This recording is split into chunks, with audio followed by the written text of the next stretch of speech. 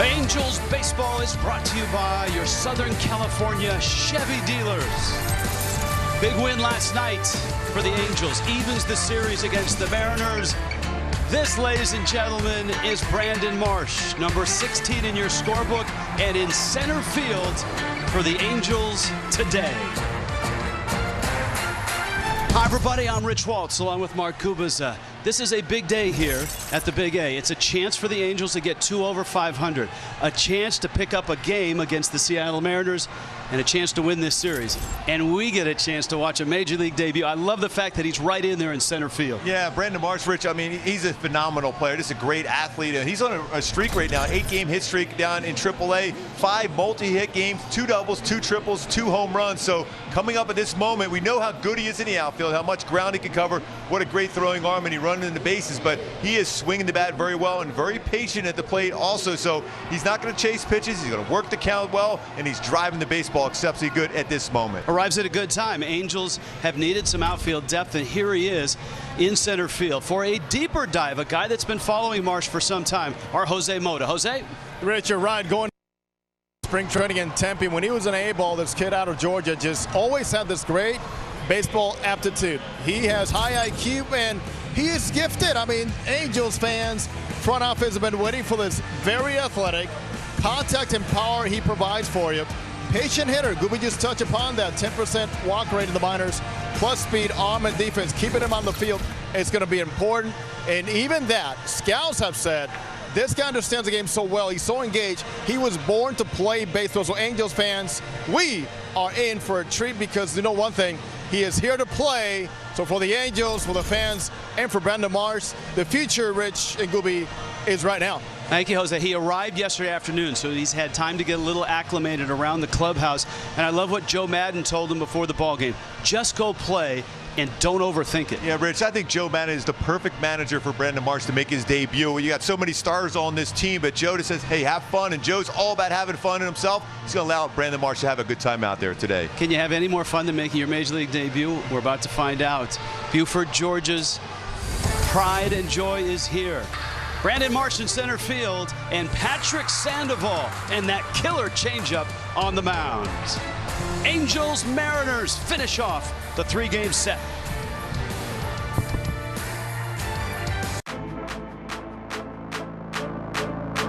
You want that home run feeling? Then step in the box and let it rip. Get ready for the Major League Baseball Junior Home Run Derby, powered by at MLB Develops. Compete locally and swing your way to the 2021 Junior Home Run Derby Finals. Get your community involved by hosting a local derby. Sign up for free at jrhrd.com. Hey Pedro, what was it like when you won your first Cy Young Award? Well, I was... What about when you won the pitching Triple Crown? Well, And how did you feel when you won a World Series? I was, Hey Pedro. Man, this guy asked a lot of questions. Hey Pedro. He might make a good MLB Network analyst if he lets someone answer a question. The analyst of MLB Tonight, answering baseball's toughest questions. Oh, and what's it like to be an 8-time All-Star? Well, I was... And what about getting into the Hall of Fame?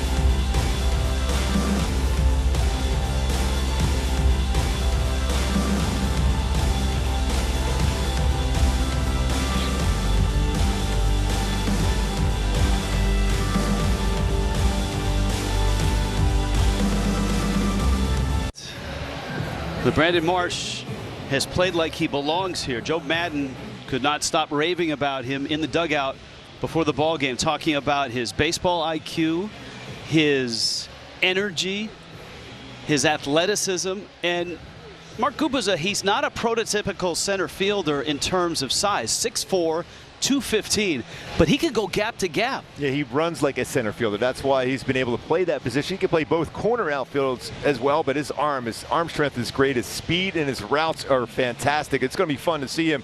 I love what I saw with Bruce Jeter Hines was around him. He's working with the outfielders. As soon as he walked out on the field, he's talking to him in the outfield, in the dugout there. He's just trying to make sure he's in that proper position to go out and succeed, especially early on, just in case there's a fly ball. First batter of the game, you never know, going his way. And he does balance out a lineup because he's a left-handed bat. And I mean, he's got pretty good power to the gaps, and he's on a pretty good stretch right now. We just talked about that in the opening. An 8-game hit streak, 5 multi-hit games, a couple doubles, couple triples, couple home runs. 2 for Brandon Marsh. This is a hello moment to the big leagues. Not only are you running out at the Big A, but you got your own camera person out there, right there with you. He said, what am I, Shohei Ohtani out here in center field? All right, this opportunity here for the Angels. Joe Madden made a point of bringing his team together before the start of the second half and saying, we need to start beating the teams that are ahead of us. Seattle is ahead of the Angels, and a chance to take 2 of 3 after a really nice win last night.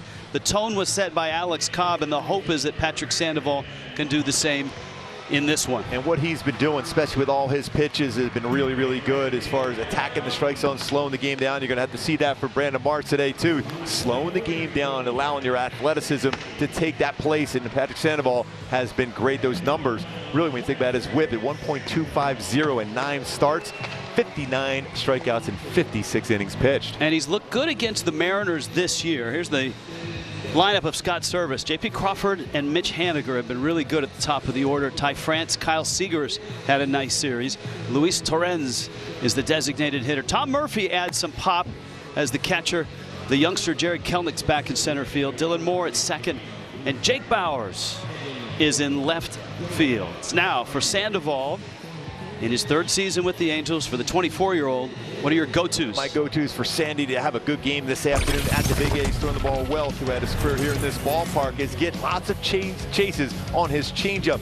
53.7% whiff rate with his changeup, and that sharp break on his slider. He's been throwing that one very good. 15 strikeouts. It's a 139 batting average versus his slider this season. Going back to that feel for that, along with the changeups, you go east to west on the break of those 2 pitches.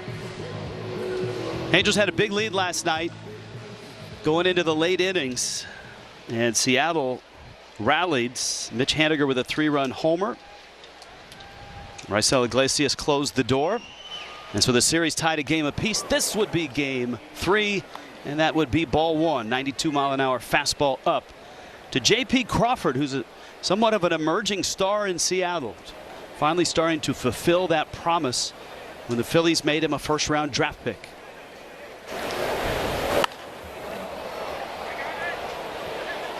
Boy, just watching anything hit in the air, you see Brandon Marsh just reacting right away. It's good to see that. I mean, anything, even a foul ball like that, he's reacting to see if he's going to have to go to the gap in left center.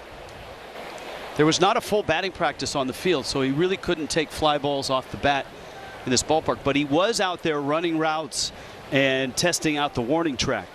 Here's a 1-1.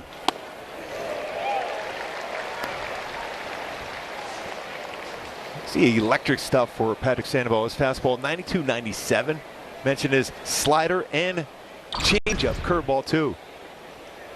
See him getting that little prep step. He's liking that. Yes, that has a good velocity on that fastball upstairs. Going back upstairs.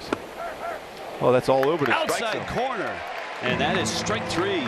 Sandoval carves up Crawford. The defense has been outstanding in this series. The first 2 games, some terrific plays. You got Taylor Ward over in left, Marsh we know in center, Adam Eaton's back in right field.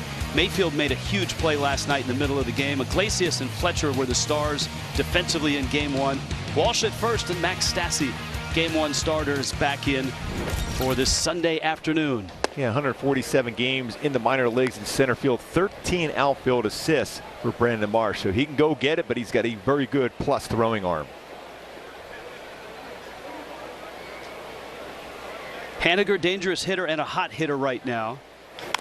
And he pulls that one foul. 4 for 8 in this series, a couple homers, has driven in 6.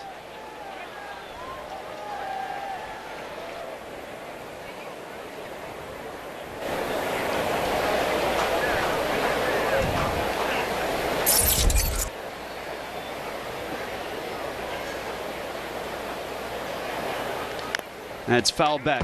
I'll bet you there are baseball fans around the country that may have this game on in a bar or someplace, and they've seen Brandon Marsh, and they say, wait a minute, I thought Jason Worth retired. Yes. Right? A lot like him. And, you know, Jason Worth used to run very well with good power, very similar body build.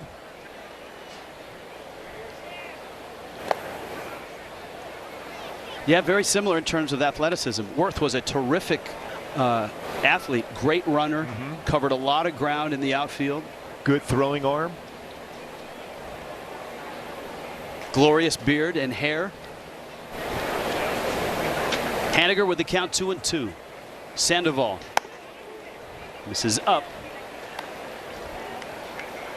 I wonder if he's going to go back after that fastball upstairs to try to stay back and see if he can get him to chase a changeup. He threw a good one earlier in the sequence.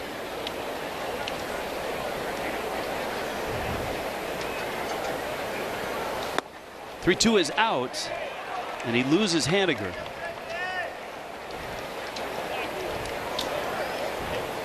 We told you that the success he's had against Seattle. You go back to that June 6th start, he had 10 strikeouts. And in that game, 32 swings and misses, which is the highest single game total for any pitcher in the big leagues this year. Yeah, that's including Jacob deGrom and some really good pitchers we've seen from Dylan Cease, Lucas Giolito, a lot of great arms this year. At the top of it, Patrick Sandoval. Now France, he's got power as well.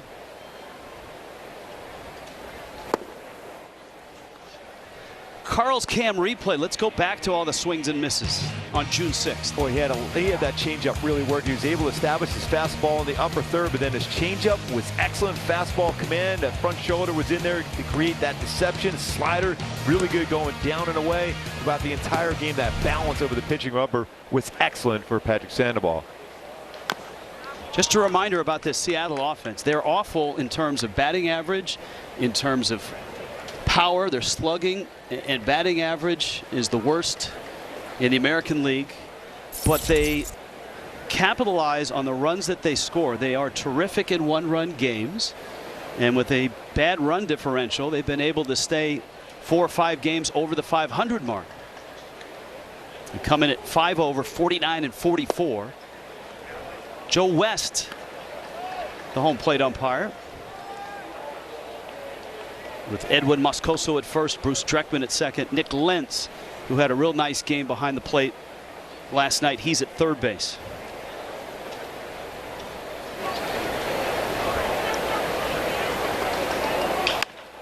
Off of Sandoval, and he collapses to a knee, and let's hope he's all right. That's one of those plays too. You probably just thinking I should have let that one go because where the defense was set up. Hopefully he's okay where that baseball got him. This is up back quickly by France.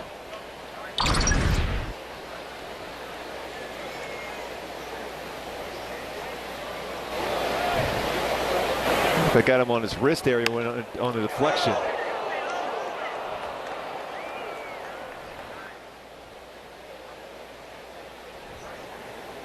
It looked like he got him right on the wrist. That's one of the worst possible spots. That and the elbow. Part of it too, when you're throwing a changeup, you turn that wrist over when you throw a circle changeup. So hopefully that's going to be okay for Sandoval.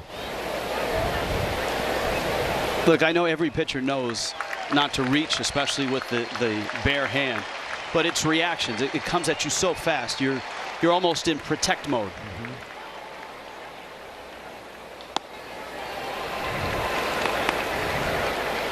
The baseball off the bat for Ty France, who got back at him quickly on one hop.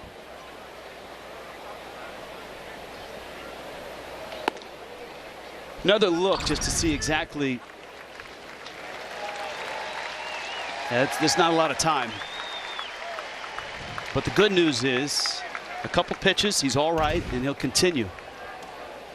And we delivered the baseball a little over 93 miles per hour exit velocity. So when he's finishing that off, he's a tall pitcher. You're about 50 feet away, so that's right on top of you. And you got to expect, and Kyle Seager swings at the first pitch a lot. You got to expect him to be swinging first pitch here against Patrick Sandoval. The Seattle team doesn't roll into a lot of double plays. There's 48 of them this year. Only the Rays have hit into less double plays. And of course, we've seen Seager in game 1 lift the ball, had a big home run, and he walked 4 times, which is a career high in last night's ball game. As the game progresses, it's something we keep an eye on as far as his wrist, where he got hit with the baseball because he throws a really tight slider and changeup. 2 pitches, field pitches for him, be able to have and move that wrist around quite a bit. And that is an indication that maybe the wrist isn't feeling all that well. That one really got away from him, and it pops out of the glove of Stassi. Both runners move up.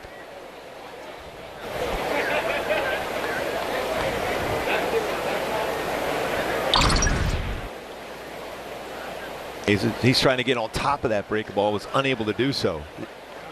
It looked like Stassi just lost that ball too, because he had a glove on it, but he had to catch it over the head of Seager. And that certainly, with 1 out, changes this at bat. Infield still way over in that first base side.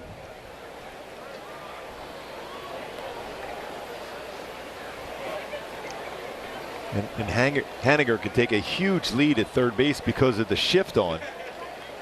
And Mayfield is out where a shortstop would be playing if he were playing halfway. 2-0. Got him to pop it up. That's a huge pitch. And that's the one play. Anything on the ground, because of the way the infield was set up, you're conceding the run with that lead that Haniger was able to make. You get another pop-up, a guy that hits a lot of baseballs in the air, and Seager mentioned yesterday 38.3% fly ball rate. That was a huge pop-up by Patrick Sandoval. See him moving his wrist as to keep that flexible.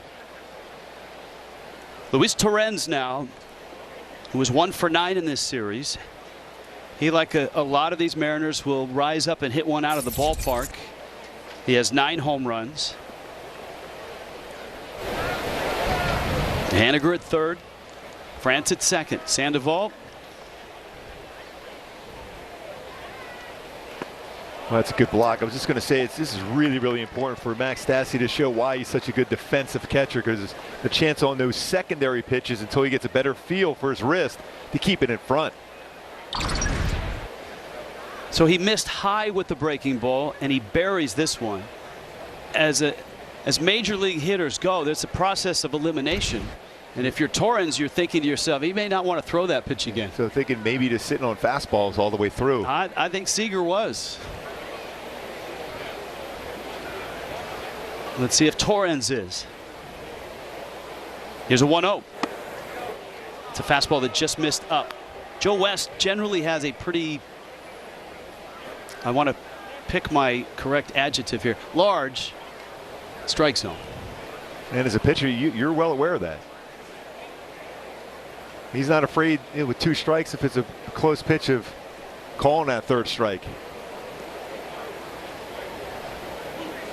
Big pitch here now on a fastball count against a very good fastball hitter, especially to right.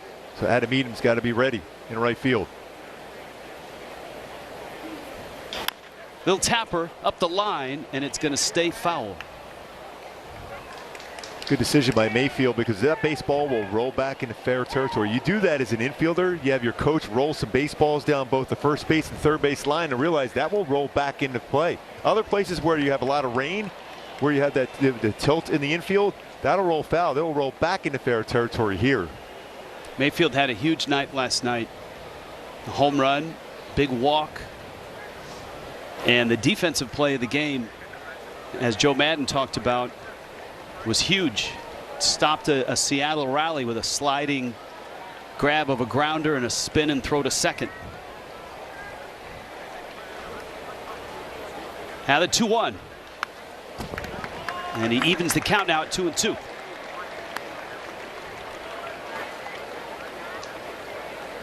Another one of those pitches too, that field pitch slider. Guy got a lot more of the plate. You wonder if he's going to try, especially to get through this inning, and get a little maybe some treatment in the dugout. Try to ride a four-seam fastball just above the strike zone to get a chase and a swing and miss. 2 down, 2 on, and a 2-2. On the ground, Walsh is a long way from home, and Sandoval's not there in time. The throw is wide, and 2 runs will score. We talked about this very thing last night with the shift and a first baseman far from home. When he goes to his right, that puts pressure on the pitcher. And part of it too, when he first took that first step after he got it, Walsh, he was probably going to try to go to the bag himself, but then he tried to get to that position. A little bit of a slip, and he's too far away. Patrick Sandoval, as a left-handed thrower, is going to fall towards the third base side of the pitching mound and a long run back. It's a big break for Seattle here in the first inning, especially with Logan Gilbert, the way he's thrown for Seattle. That's a couple gift runs. So the inability to get that out off a ground ball. Here's Murphy now.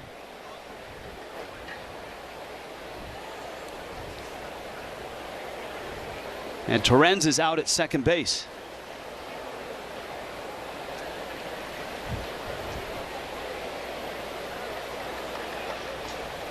Remember, early in the day, you're going to wet down that infield dirt because of a hot day. Otherwise, it's going to be super, super fast. But as you can see, this is when he fielded that ball. Marsh, there's a little bit of a slip as he tried to get himself in a throwing position.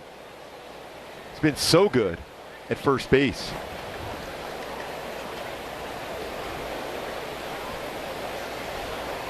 Murphy takes out. Count evens at 1-1. Of course, the inning started with a hot smash off the left lower forearm above the wrist of Sandoval. That was off the bat of Ty France. Got Seager to pop out. And then the Torrens ground ball. The error goes to Walsh on that. That's up in the seats. That's a tough one, though, because the first baseman, you're trying to lead the pitcher, yes, and he's sprinting over the first base. He takes such pride in his defense, but he knows he's got to lead Sandy going over to the bag, but he was a little bit late getting there, so that was a sprint over there. So you're trying to lead him enough where he can catch it and get to that corner of the base and avoid contact. Also, with the runner, Torrens going down the line.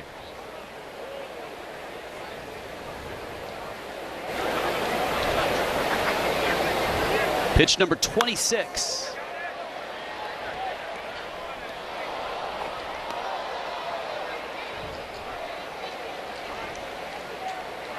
Runner at second, and that's, I think, why you saw Sandoval pull out the card, just to make sure that the sequence of sign they've got is accurate.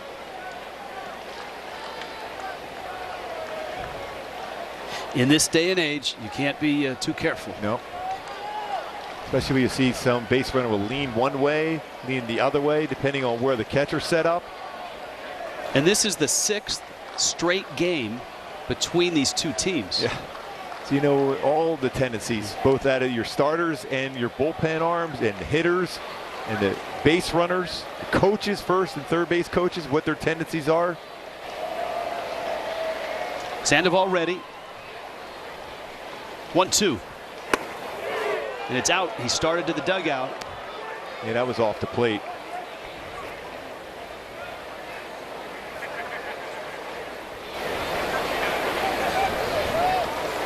Coming off the game, 114 pitches, career high for Sandoval last time out. Already now, this is pitch number 28.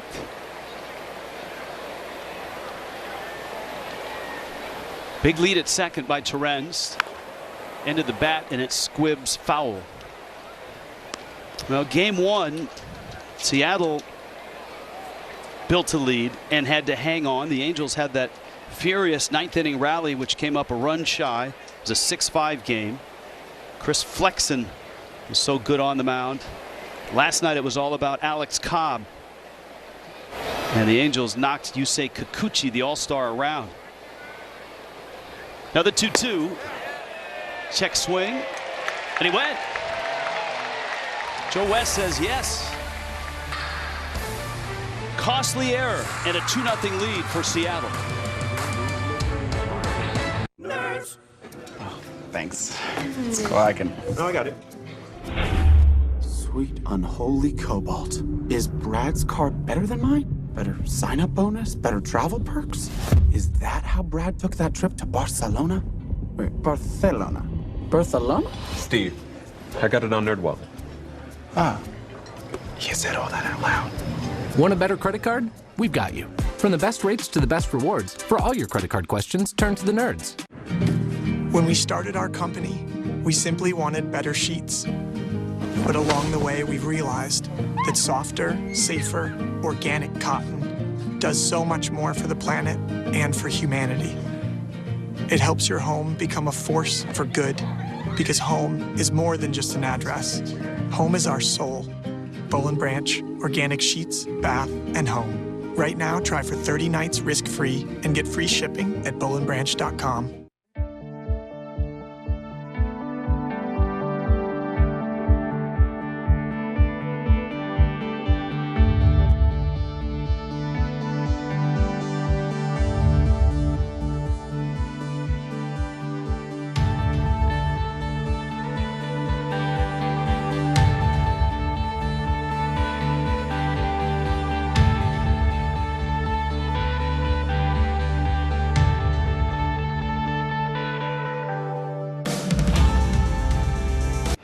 And the Angels ready to go to work. David Fletcher riding that 26-game streak leads it off. Ohtani, Walsh, Stassi's in the cleanup spot. Adam Eaton.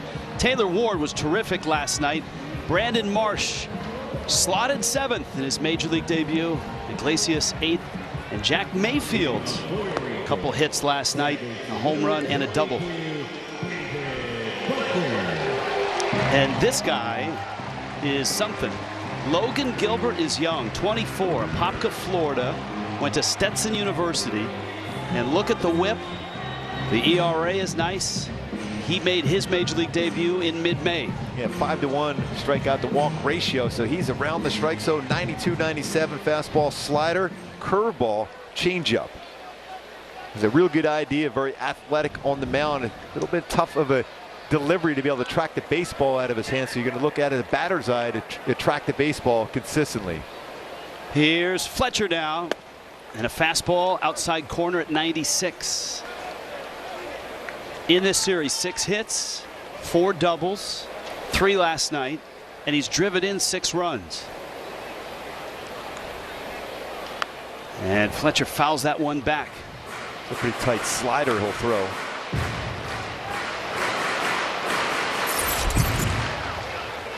That's his pitch he goes to, especially with 2 strikes. He gets a lot of swing and misses with it.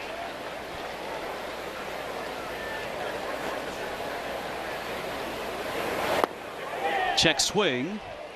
Oh! Edwin Moscoso says that's a swing.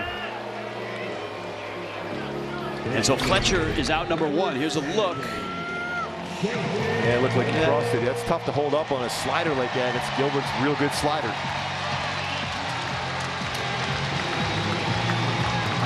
Ohtani now, and you got Walsh behind him.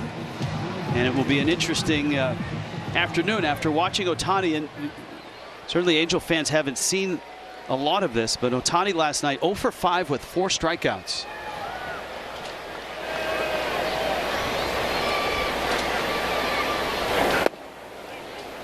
Gilbert goes right to work with a 97-mile-an-hour fastball. He throws that fastball an awful lot. A 4-seamer, mid to upper 90s.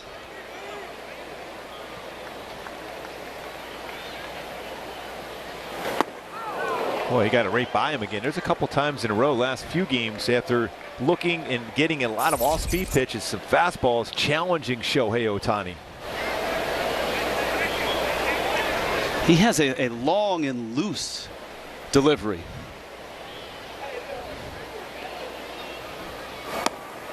That's a pretty good movement too on his fastball. So 97, 98, 97.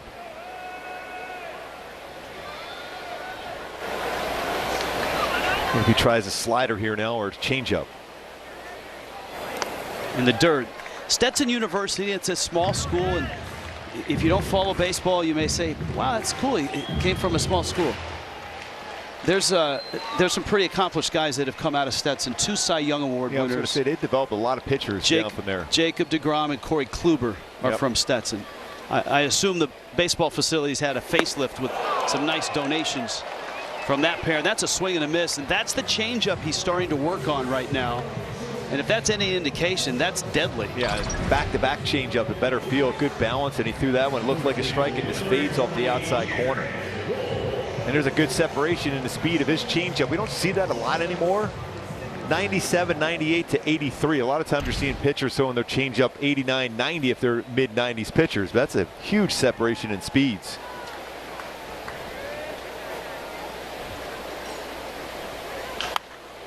Perry Manassian joined us yesterday and talked about how accelerated college pitchers are now coming into the big leagues. And Logan Gilbert's one of those guys. 27 starts in the minor leagues. That's it. And of course, obviously, last year there were no minor league games. That's right on the black at 97. It's pretty impressive with his control, too. Be able to throw his pitches all 4 quadrants we've seen already in this game. Fastball has been down. He's also able to ride his fastball upstairs.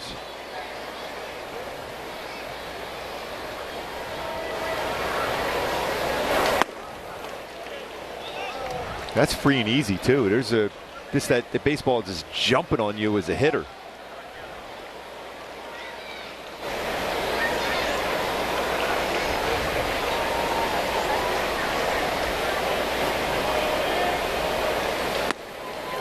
We dive so much into spin rate and all of that. There's velocity and there's perceived velocity. Perceived velocity is helped with release point.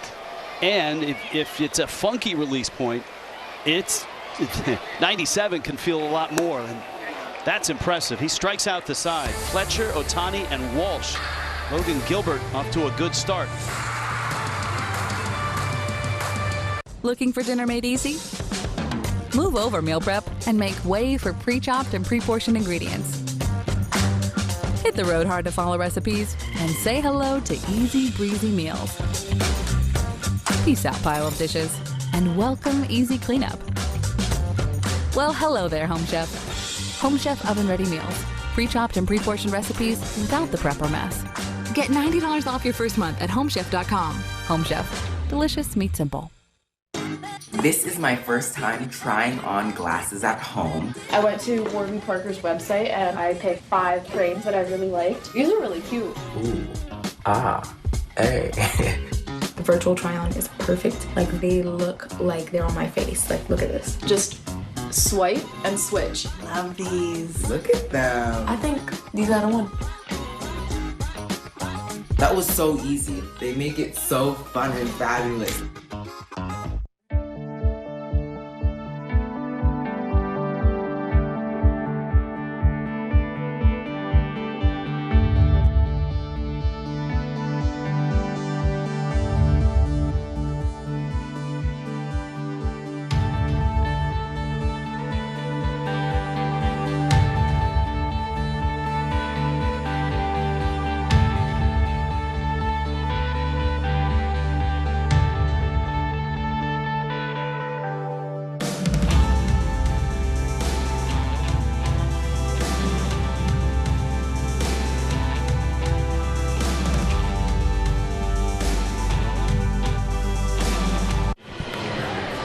Hot on the field, top of the second inning. Great to have you with us. Jose Mota down on the field as Patrick Sandoval gets ready. 29 pitches in that first inning. Let's go and look at all the things he's done so well. Considered Major League average. He's below an exit velocity off the bat, obviously. Slugging percentage, so he's not scored up very often. And hard hit ratio, which is amazing, Rich Gooby, considering that he came into the scene, did not make the ball club out of spring training. And in that first inning, too, he showed he has the ability to work out of trouble without that error. Again, he throws another 0. Hey, Jose, you had a chance to and have a good view into the Angels dugout. Any treatment on that left wrist when he came in after the inning? Did not see anything perhaps out in the public eye, but maybe something could have happened inside, within the tunnel. Yeah, Jose has great access, but not that great. I'm not in the tunnel yet. Not yet. Keep working on it, though. That one is hit into right field off the bat of Jared Kelenic, and he's aboard with a leadoff single. He's aggressive. We've seen that every single at bat where he's swinging at the first pitch because he doesn't want to fall behind and deal with secondary pitches, whether it's a changeup or a slider from Sandoval or even Alex Cobb last night. He looks like a different hitter from his first tour of duty through the major leagues. Kelenic does. You got Dylan Moore and Jake Bowers at the bottom of Seattle's lineup. Definitely a stolen base threat. Sandoval's quick to the plate, a slide step. Has not picked off anybody yet at the major league level, but he's quick to the plate, gives Stassi a chance. Moore takes a strike. That's a great point because oftentimes people focus on pickoffs and then, caught stealing ratio. But for a guy like Sandoval, his effectiveness is people just don't try to steal bases often. He's given up just 2 stolen bases in 133 innings in the big leagues. And base stealers are 2 for 5. Yep. And it kind of reminds me that Cliff Lee was really good with that. He had an average move to first base, but he was so quick to the plate. He could hold it, and then that quick slide step. It doesn't allow. A lot of times when you think of left-handed pitch, you go on first move, but it's a slide step. It's tough to get a good jump.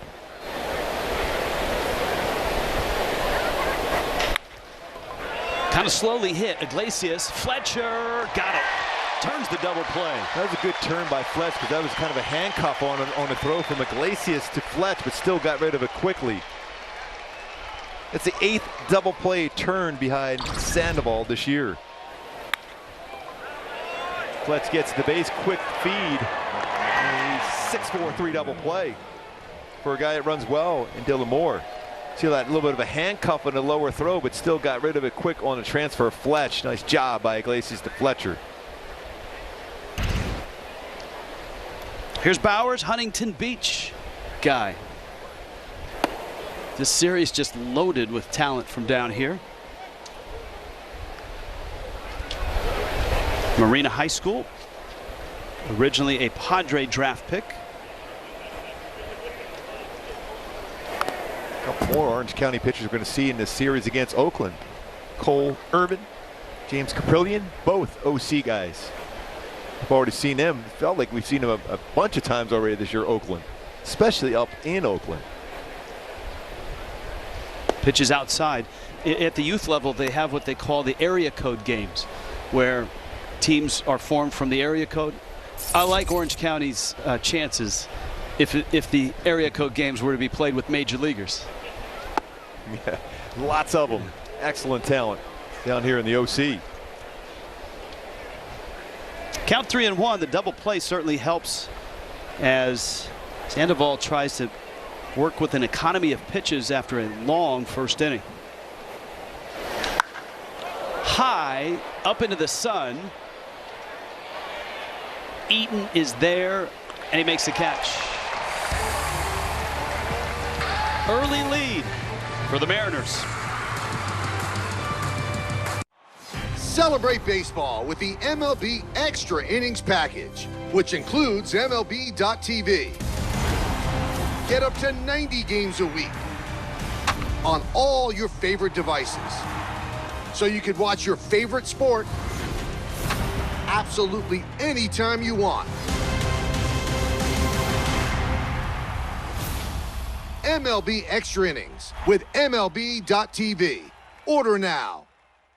Mike Trout. People know he's one of the greatest players this game's ever seen. Meet Mike Trout. Can run. He's watching MLB Network. He's one of the nicest people you're ever going to meet. Because that's what baseball fans do. And he's also got tremendous show hair with his hat off.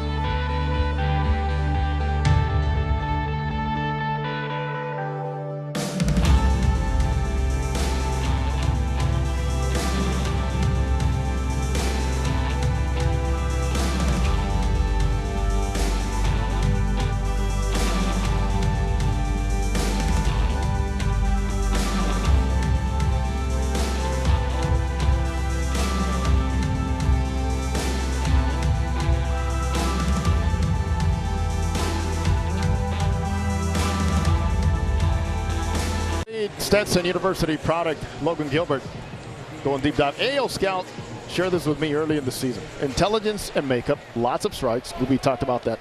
A young Jared Weaver with more velocity. Yes, we saw some 97s.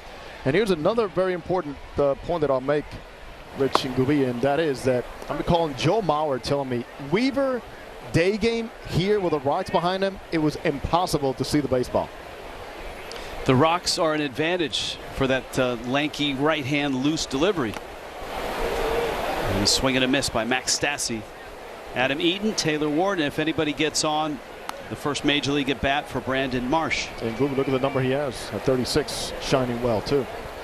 Yeah, Jose, that's a great look at the rocks. Remember Joe Mauer telling me, my goodness, that was one of the most impossible at bats to face Weaver and that changeup, slider, and stuff like that.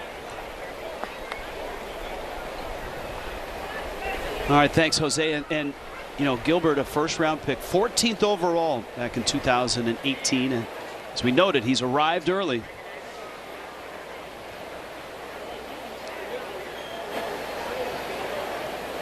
One thing we used to always joke around in the dugout, especially after a pitcher strikes out the side in the first inning, the first thing we say, hey, it's all downhill from there. Can't do any better than that. So hopefully that's a response by the offense to be able to get some base runners here against a very effective pitcher.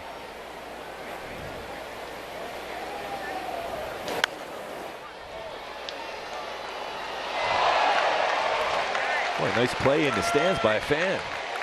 Stassi, a game one home run. You love it as a manager when your catcher is giving you a 303 average, 381 on base, and a 521 slug. Look at the OPS, over 900. That is strike three called.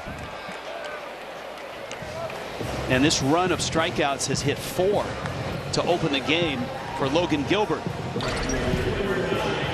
When he's able to stay on top of this four-seamer, this true four-seam action on it, stay true, right on the outside corner.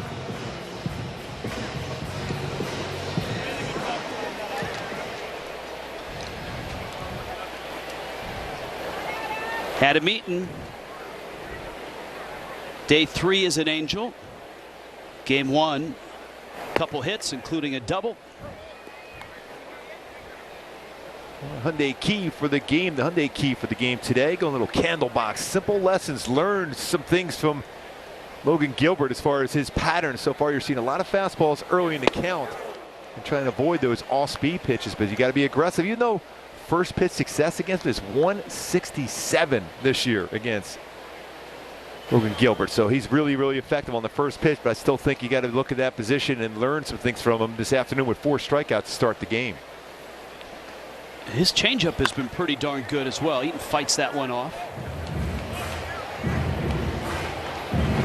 Yeah, Weaver's changeup was excellent, but Weaver threw it across his body a little bit more so than Gilbert does. It's more of a direct line between the back foot to his landing foot. Weaver really threw it across his body, so you even have better deception. But when you release the baseball, they're right on top of you. To right as Haniger.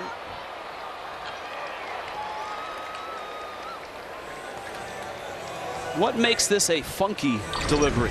Well, you see the baseball, he's hiding it so well. You don't see that at all. And then that glove's going forward, and then that delivery landing straight at you and how far out as far as the stride he has.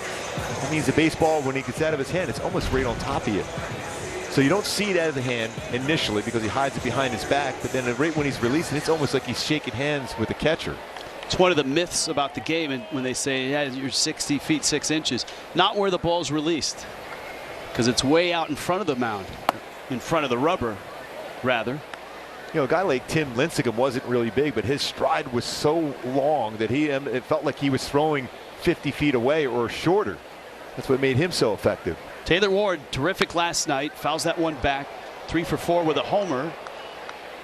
And he drove in 3. And Brandon Marsh is on deck in his major league debut.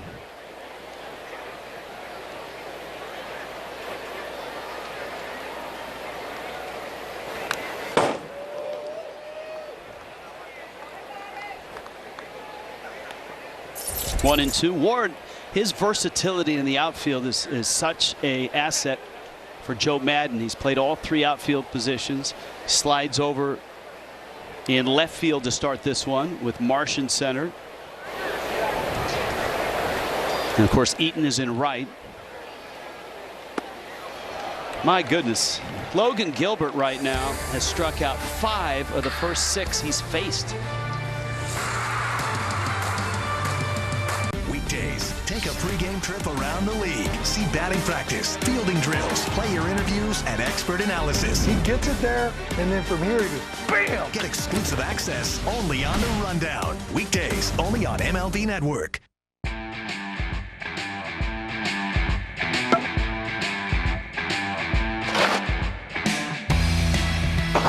It's time for MLB Pitch, Hit, and Run, presented by MLB Network, the official youth skills competition of Major League Baseball.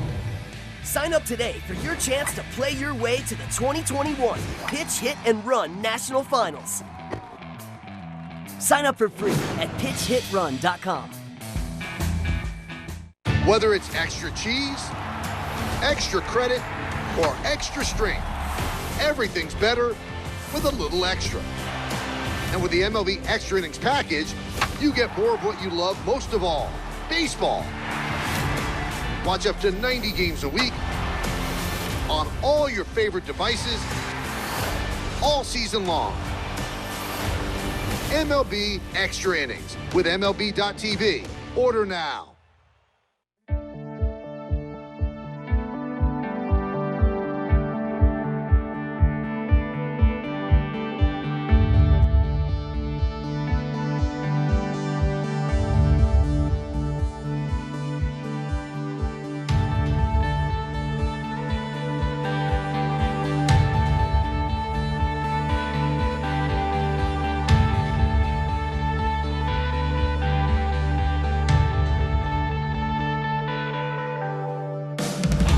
Powered by Google Cloud. The strikeouts, 16 of them versus Seattle. 1 4-seamer, 5 slider, 10 changeup. Where it ends up going, those pitches, that's changeup, that fade changeup, that slider down and in. So east-west on both of those deliveries, those pitches. Again, chases out of the strike zone. Some pretty good company there, and we already talked about DeGrom.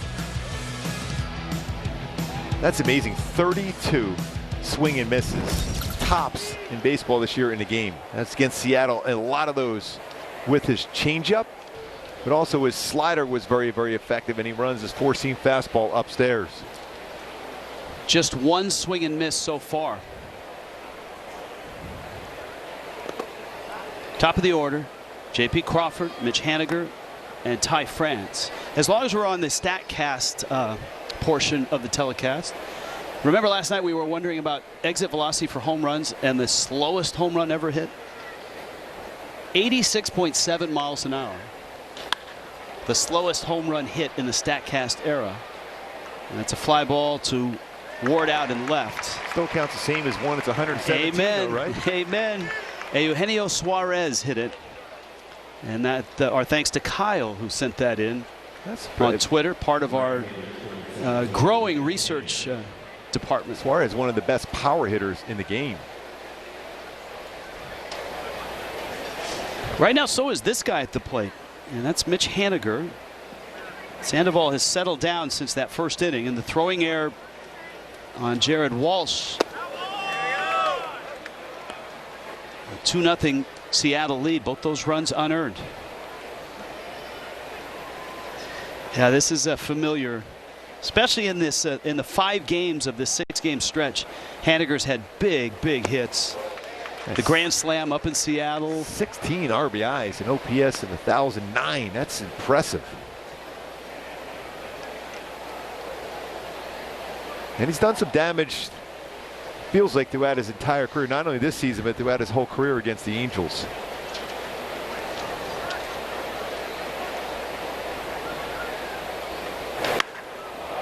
Haniger to left. And Ward is there and makes the catch. I still go back to the game 1 where that play he made on Jared Walsh, where we thought off the bat had a chance to get to the wall and was going to allow Shohei Ohtani to come all the way around for first to score the tying run. He cut that one off, prevented the tying run from scoring.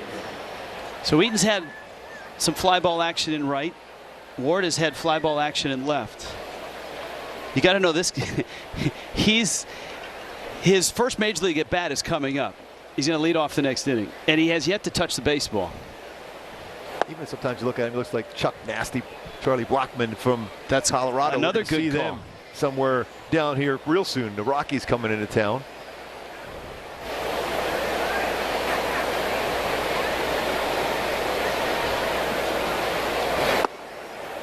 It looks like for Sandoval, the feel of the secondary pitches is back. And he certainly didn't have it after he got hit on that comebacker. Yeah, sometimes you just the shock in the feel where he gets that stiff right away, but all of a sudden it looks like it's loosening up for him, which is huge. Jam shot, and it's into the seats.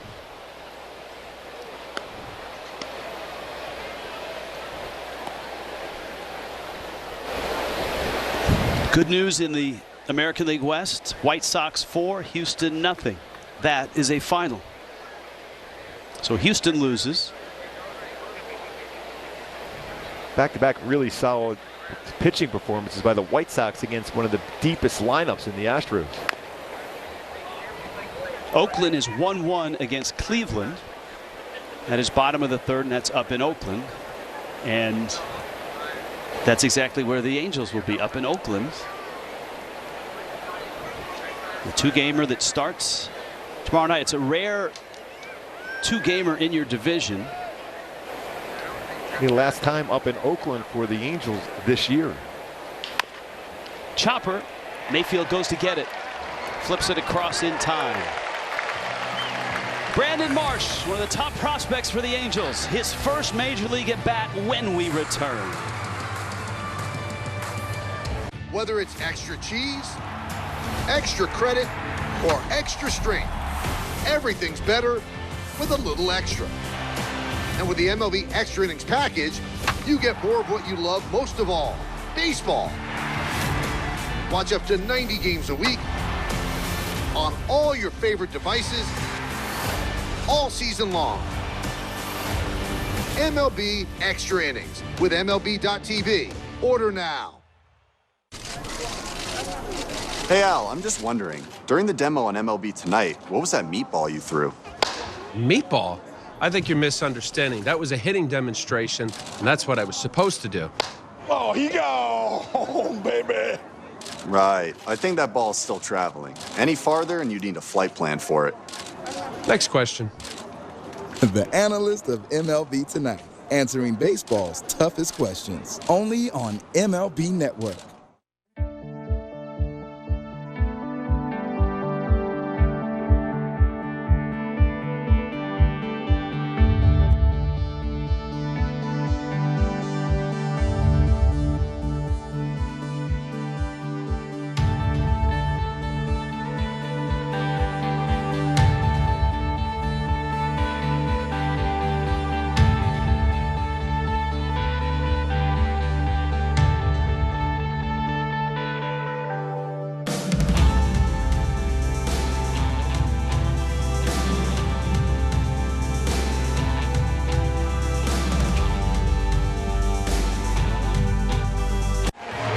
Since he started playing baseball at about 4 years old, Brandon Marsh, his first major league at bat, second round pick 2016, 5 years in the minor leagues, was really hot when he came back off a shoulder rehab up to AAA. 8 games, he tore it up. His minor league numbers are really, really good. And he stands in against Logan Gilbert, who has been overpowering the first 2 innings. I like that approach. Be ready. Up there hacking first pitch. 94-mile-an-hour fastball, fouled it straight back.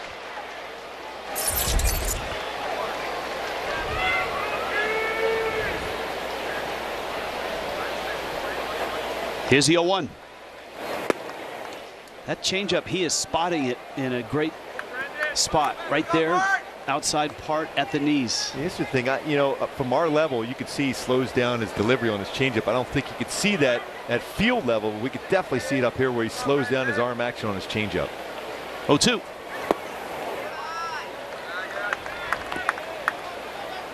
Marsh has good speed, gap power. Perfect number for him, too. Garrett Anderson's old number. Very similar, especially early in his career. Where Garrett Anderson, right center, left center, and then develop power. That's what they anticipate with Brandon Marsh. Certainly for anybody making a major league debut, there's a lot of emotions for him. There's some heavy ones as well. He lost his father to cancer while he was in the minor leagues. His dad was the guy that taught him baseball, brought him up playing the game. His dad, Jake. Oh, Joe West rings him up on a pitch that was out. And down goes Brandon Marsh. Is at least a half a baseball, if not a full baseball, off the outside corner. As you can see, a full baseball off the corner at 98. That's at least a full baseball. I mean, and think about Brandon Marsh. He really has a good idea of the strike zone, and that's why he basically asked Joe West, did that hit the corner? And if Joe West is one of the few umpires that are going to say, what did I call that pitch? Oh, that's a strike. Okay. Iglesias swings and misses. And so Gilbert has arrived with Iglesias and already has 6 strikeouts.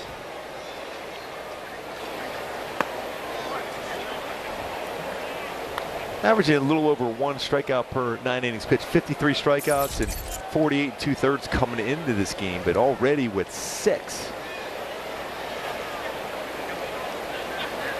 That slider, that's the pitch. It's devastating. 23 strikeouts with his slider. It is a 120 batting average, a whiff percentage of 37.1. Well above average.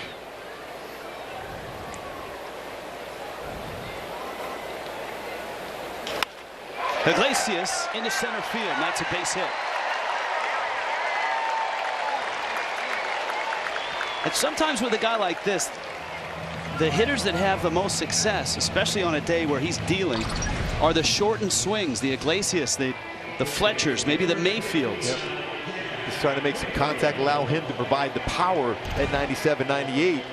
And the way he's throwing right now, he hasn't been out of the stretch yet.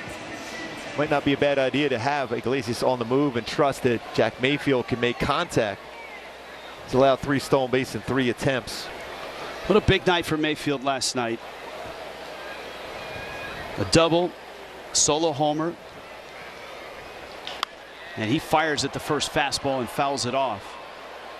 And Joe Madden, as I remarked, couldn't stop talking about that defensive play and said it was a momentum play defensively. Mayfield sliding to his left as Seattle looked like they were starting a rally in the 5th inning. And you notice Alex Cobb after that play just got on a roll after that one. That was a huge pickup for him. Runner goes, pitches out. Murphy's throw is not in time. Iglesias steals the bag.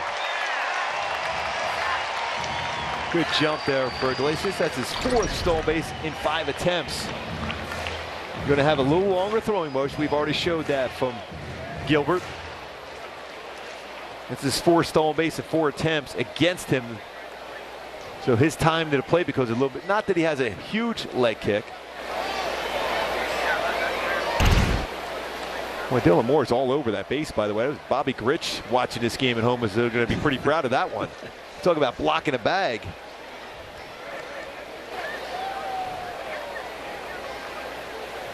Ball and a strike to Mayfield.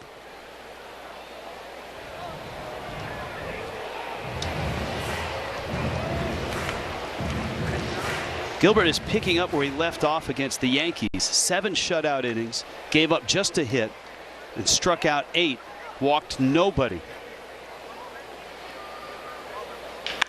Hit hard into left field, a base hit. Iglesias, stop sign is up. Bowers was playing shallow and got to it quickly. And the Angels have runners at the corners. And I think the reason why is that the guy coming up to the plate right now, David Fletcher.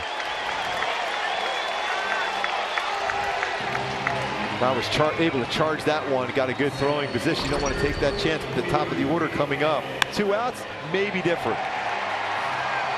Good swing by Mayfield. Back-to-back singles, some pressure now.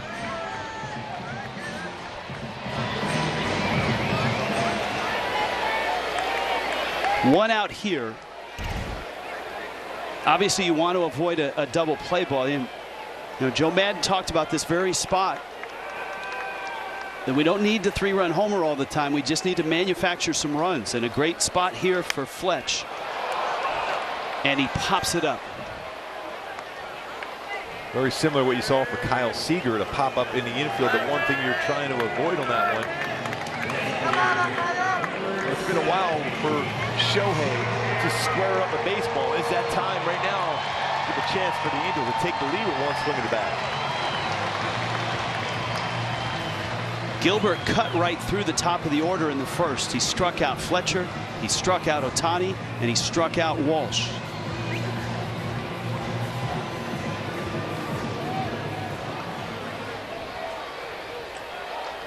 Couple of singles at the corners. And 2 out for Ohtani. 1 for 11 in the series. And 7 strikeouts.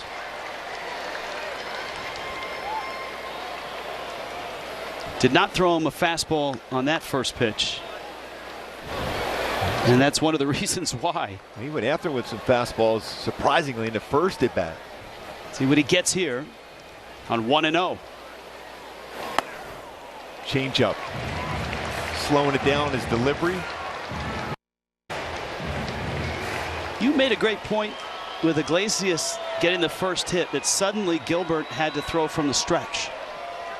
It's a big difference because you're used to getting that good momentum for the full windup, and then all of a sudden now you have to hold the baseball. You're slow your delivery just enough. Your timing's off.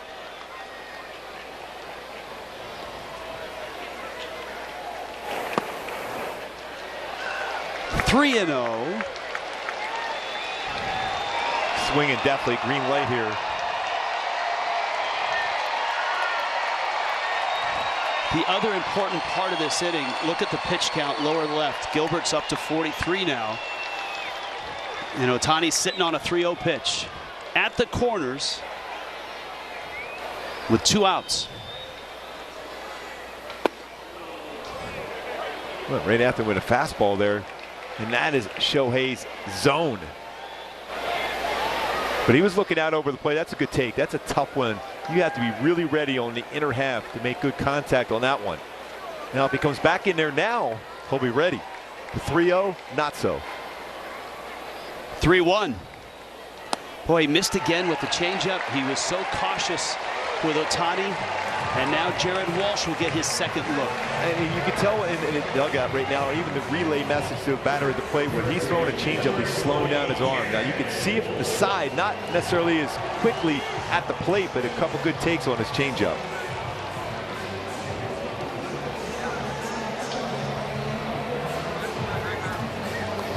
Of course, Walsh has had an all-star season, 22 homers. 3 hits in the first game, 0 for 5 last night, and they are loaded up. Has himself in the top 10 of all the big categories. 4 for 8 with the bases loaded this year, including a grand slam against Aroldis Chapman in New York. And he's been really good in big spots. Big shift for him. And the fastball, which looked like a strike, is ball 1. Boy, for a hitter, such an advantage when it's 1-0 compared to 0-1. Because now you feel he has to throw a pitch in the strike zone. For you as a hitter, you got to be ready. 0-1, you can expand and get a chase. You have to throw a strike now. Be ready for Jared Walsh. And Walsh had a rip. 96. Boy, any little ground ball, even the left side of the infield, is going to score a couple runs easily. There's a lot of room that way. Big shift. Outfield, though, with the velocity here, is a bit towards left center. 1-1. That's the same spot, same velocity.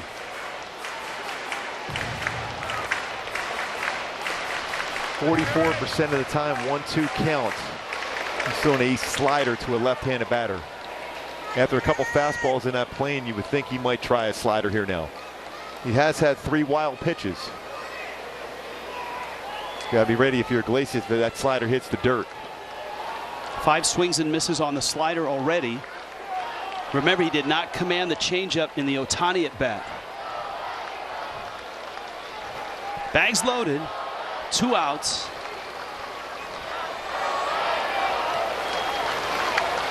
And the 1-2. Got him. 96 again. Angels leave him loaded. Seattle still up 2-0.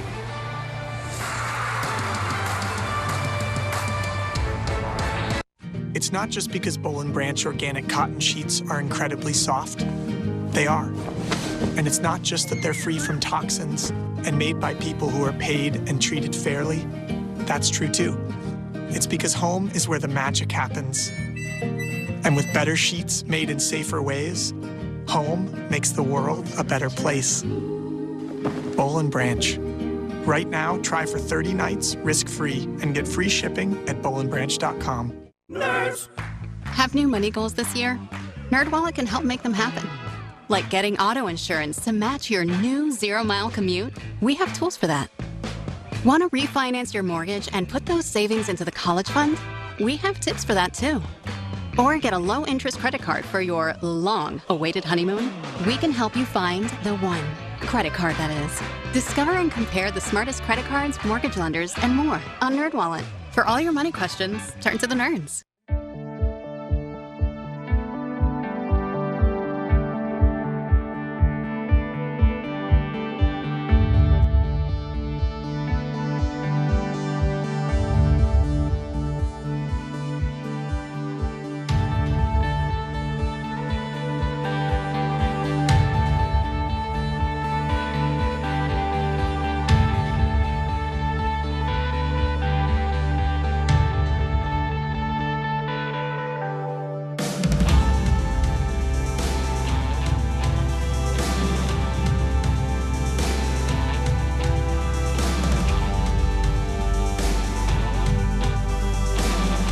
Experience Angels baseball according to your schedule by choosing the games you want.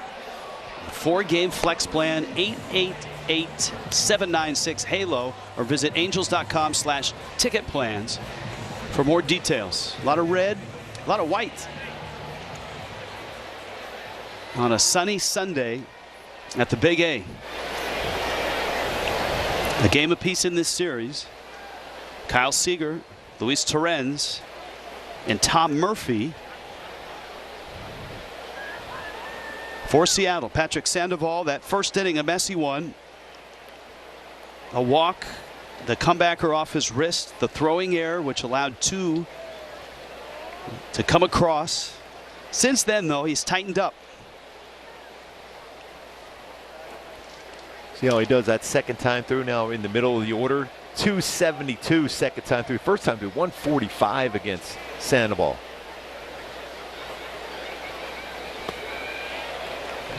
This was the comebacker off the bat of Ty France.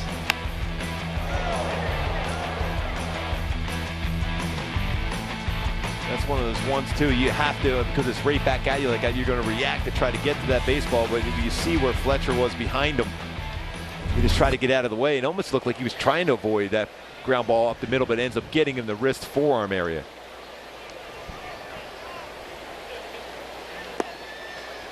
One of Sandoval's best starts, maybe the get over the hump start in his career, was totally by accident.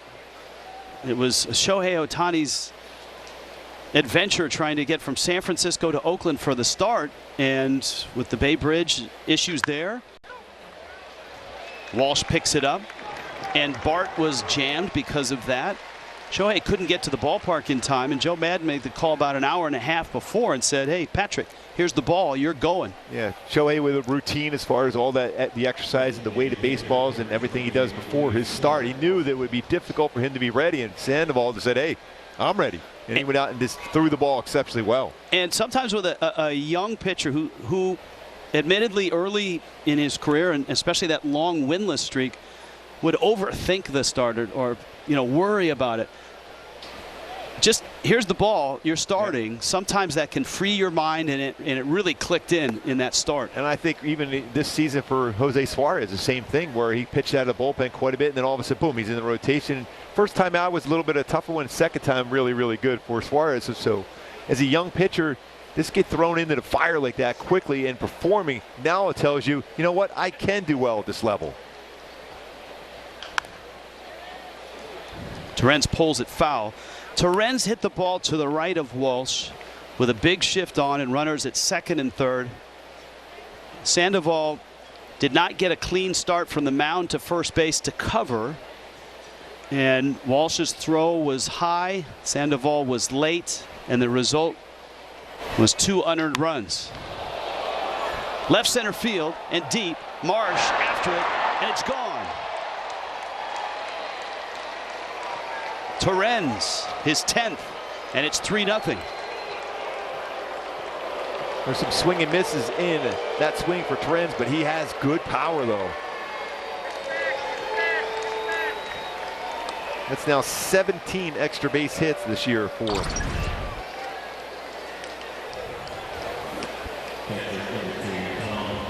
He's having a solid season this year against the Angels now, too. 8 for 24, that's 333 with a home run, now 3 RBIs.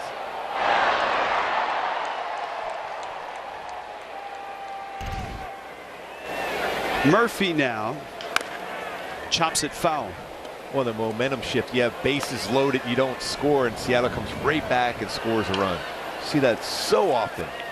And the frustrating thing for the Angels, the impressive thing for Gilbert was you had your 3 best hitters up. You had Fletch at first and third. You had Ohtani first and third. He walked, loads the bases, and then you had Walsh. I think the real big at bat really was for Fletcher, and he's always going to make contact. He did make contact, but he ended up popping that up in the infield. So that gave Gilbert a little bit of momentum, even though he's had to face 2 really good hitters, all-star hitters, followed it up, but he had that energy going because Fletch is one of the most difficult guys to get out. He's one of the most consistent with runners in scoring position.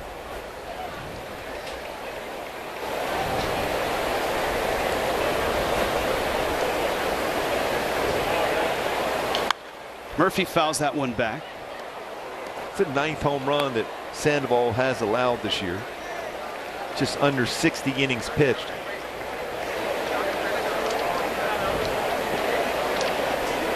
It will be Shohei Ohtani tomorrow night.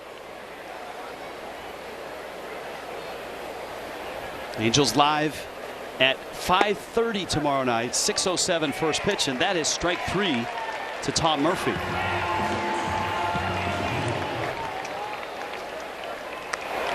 Third strikeout. Kelnick comes up. Cole Irvin on the mound for Oakland, and of course he got his start right where Jose was talking about, out on the rocks. Yep. Working for part of the grounds crew. That was his job, to make sure that was looking good out there in center field. He's having a nice year. His ERA is 3.65, and the lefty will face Ohtani and the Angels tomorrow night in Oakland. Then it's a quick turnaround. Suarez gets the ball for the Angels on Tuesday afternoon, and then James Capriella, another local guy who is also having a nice year for Bob Melvin, starts for Oakland. Little roller up first. Walsh gets there, and much better execution on that on a 3-1 putout. 3-0 Seattle. 52% of men between 40 and 70 experience erectile dysfunction, but many don't get treated. Now there's Roman, the digital health clinic for men. With Roman, you can get genuine ED medication prescribed by a healthcare professional from the comfort of home. If prescribed, you'll receive your medication with free 2-day shipping and discreet packaging. Start your free online visit today at GetRoman.com/TV. When we started our company, we simply wanted better sheets.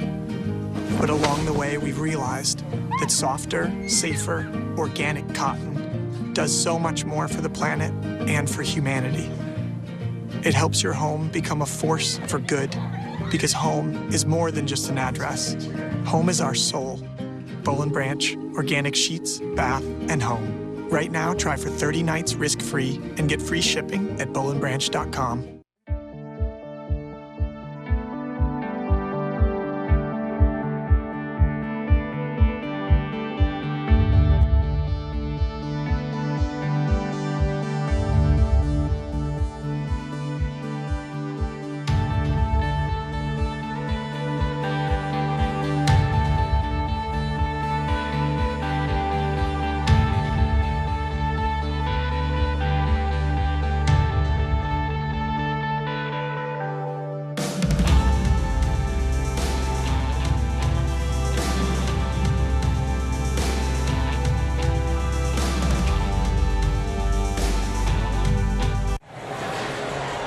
Angels down so far, but we are in good company here.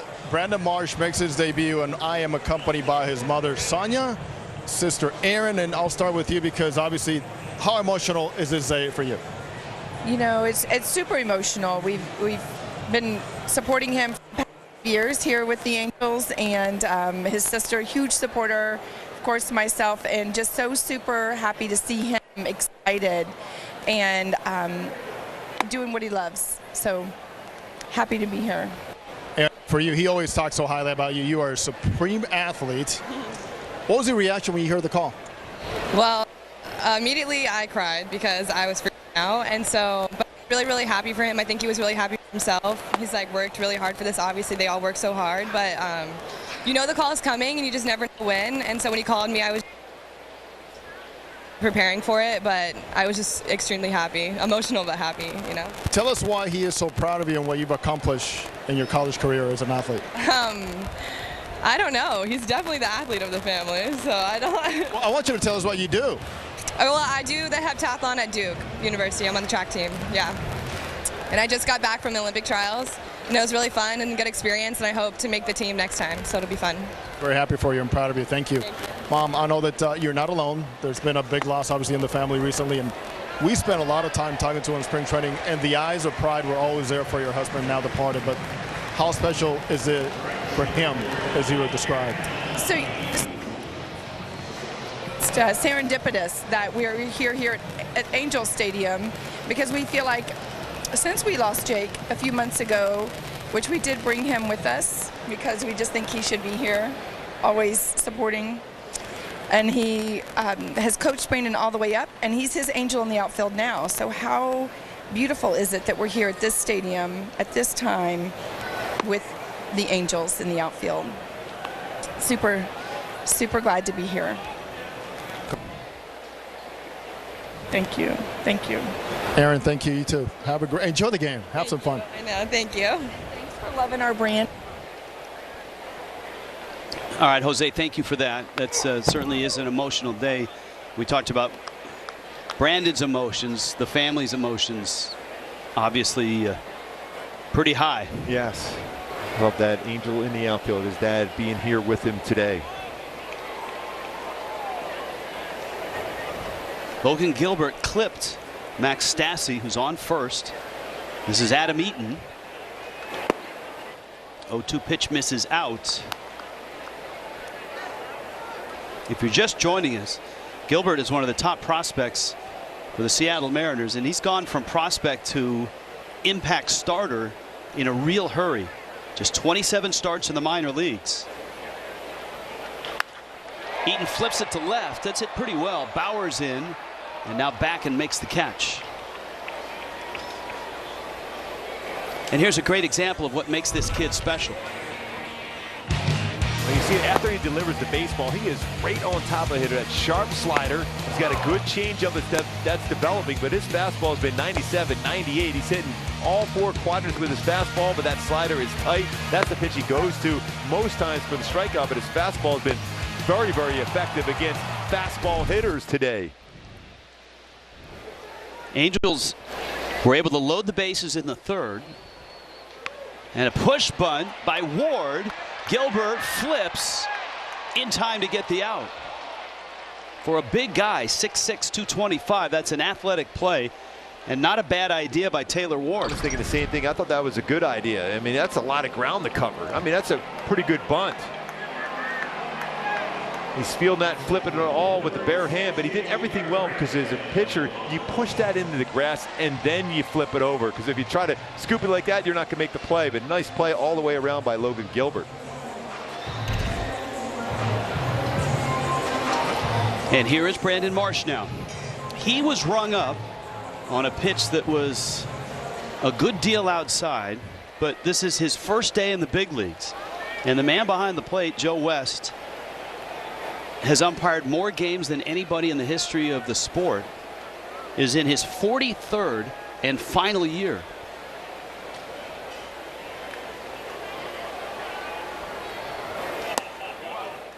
The changeup again, he really slows down his delivery on it.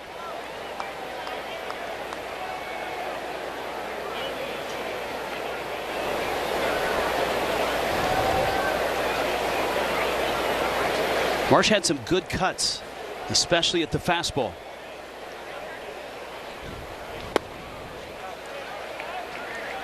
Indeed player resume.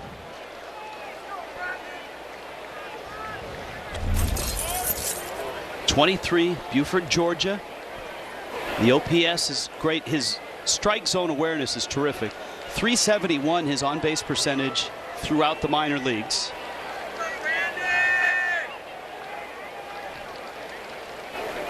Gets a 2-0 pitch here. He's an all-around great athlete, a good football player in high school. The way he plays the game of baseball, like a football player. Aggressive on the bases, in the outfield, at the plate.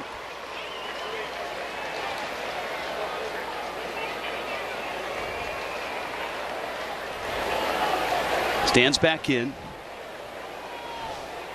Stassi in scoring position, and 2 outs.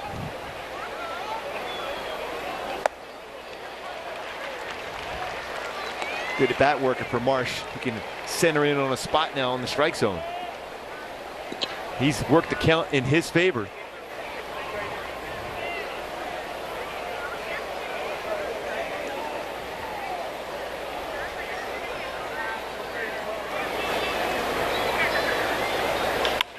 .3-1 is hit in the air to center. A little flare. Kelnick is in, and he makes the catch. Angels leave a runner. We've played 4, and Seattle leads it 3-0. Whether it's extra cheese, extra credit, or extra strength, everything's better with a little extra. And with the MLB Extra Innings package, you get more of what you love most of all, baseball. Watch up to 90 games a week on all your favorite devices all season long. MLB Extra Innings with MLB.tv. Order now. Mr. Schmaltz, at MLB Network, you've done color commentary, game analysis, and demos. How do you juggle so many roles? It just comes naturally, I guess. The analyst of MLB Tonight, answering baseball's toughest questions.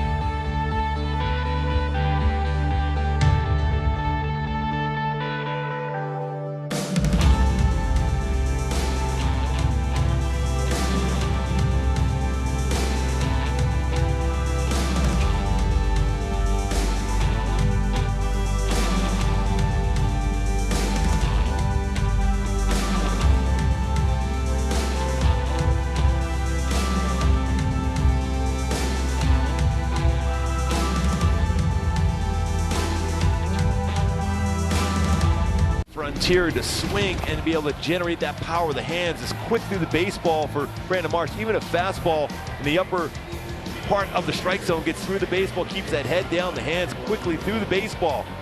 jumping on a fastball, but still the adjustment he can make on a curveball, tracking that in the lower third, bringing those hands down to be able to lift the baseball. The adjustment he has made in his swing to generate more power, both fastball upstairs and that breaking ball down, able to still get the good barrel of the bat on it and drive it all by those quick hands through the baseball. Okay, so we agree that he does look a little like Jason Worth or Chuck Nasty. But what about the swing? What does the swing remind you of? You know, I said it, you know, earlier today, and I look at the number, it's easy to say that, but Garrett Anderson, there's a lot of similarities in the swing. And I remember even when I was with the Angels in '97 watching that, everyone said, well, where's the power? Where's the power going to come? And it eventually did come around for GA, but that swing, he gets through the baseball, and he's going to drive the baseball to right center, left center. Very similar. You see that fastball upstairs, getting his hands through it so quick, able to make that adjustment like GA did on pitches that matter upstairs or downstairs, and using the entire field so well, and eventually developing the power. Sometimes the power is the last thing to arrive for a young hitter. And anytime you can be compared to Garrett Anderson, one of the all-time greats for the Angels, is a good thing. But I think there's a lot of similarities in that swing. High company. A swing and a miss there. Sandoval gave up the 2 unearned runs in the first. A solo homer to Luis Torrens in the fourth.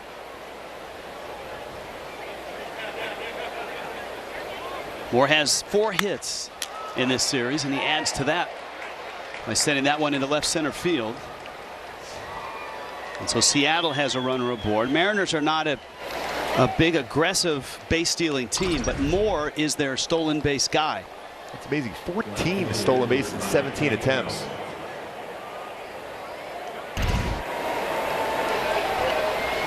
But as we noted, Sandoval doesn't have any career pickoffs, but he's so quick to the plate. Not many runners even attempt to steal. And I would think if you're going to go right now with Dylan Moore, you have a left-handed batter, so it's a little bit more difficult for a throw for a catcher. I would think he might be going. And you got a 3-0 lead. Especially if you're throwing something on the inside part of the plate, if you're going to tell that changeup in or even his fastball in, it's a more difficult throw for Stassi with a lefty at the dish on top of the plate like Bowers is. Bowers a fly ball out his first time up.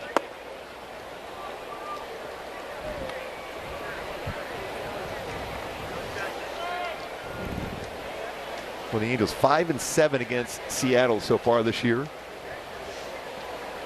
16-23 versus the AL West. Got to keep this one close if you're Sandoval.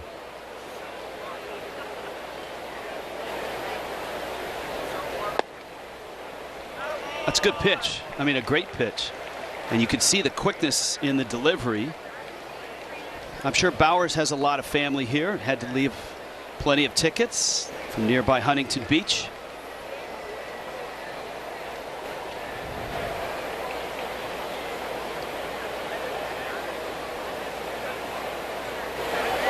Yeah, it looked like Moore was leaning. And Sandoval sensing that goes over.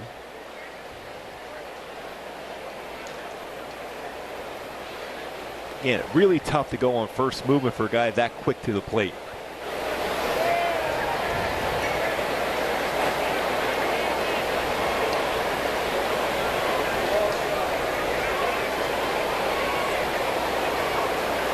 Not running.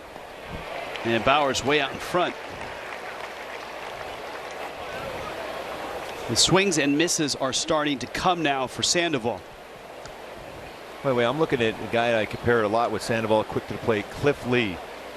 He played a long time, only 69 stolen bases, 33 caught stealing. This 9 pickoffs, so not a great move, but not many runners tried to steal. The most steals he ever gave up in a season was 11, so he was quick to the plate like Sandoval. It's a good pick by Stassi. And they count 3-2, and now at 3-2 with nobody out. We'll see if Scott Service starts Dylan Moore. You do have the top of the order right around the bend. Crawford, the leadoff hitter, is on deck, and then you get into the teeth of the Mariners order with Haniger, France, and Seager. A couple things come into play. Does Scott Service have enough trust in Bowers having an idea of the strike zone, and if it's a strike, is he going to make contact?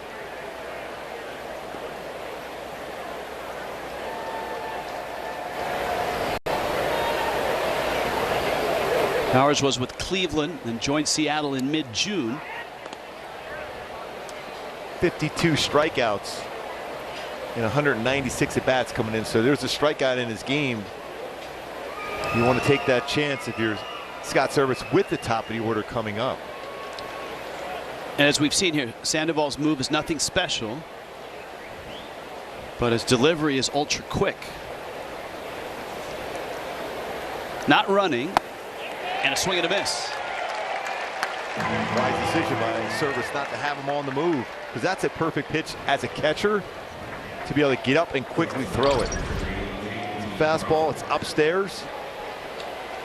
So it looks like it might even have been a breaking ball upstairs.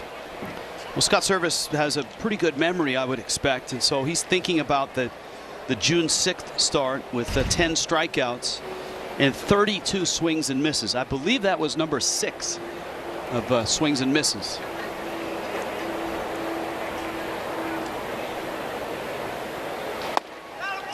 That's a strike to Crawford. Gilbert, on the other hand, already has 13 swings and misses. It's another slider upstairs. Now, that is a slider, back-to-back sliders, that's not by design. You'll see that some pitchers be able to get a swing and miss on a slider upstairs. Usually you'll see that downward action on the slider. That's a little bit better. Looked like it was a changeup on that one.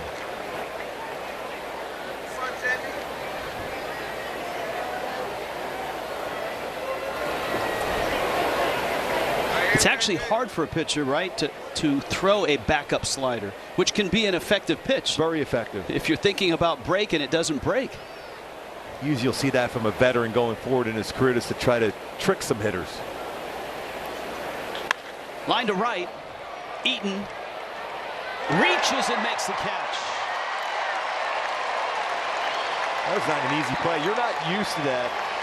If you're Adam Eaton in this ballpark, to carry the difference in the day here in this ballpark. That ball was hit well, but he was under control going back to make that play.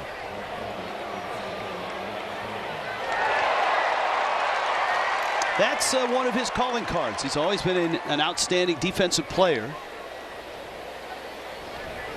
Takes good routes.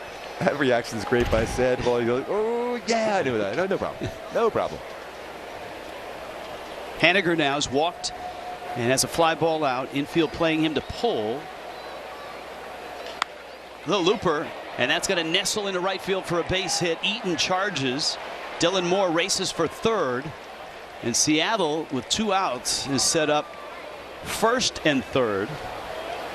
And their 3-hitter Ty France coming up. Who's always ready to jump on the first pitch.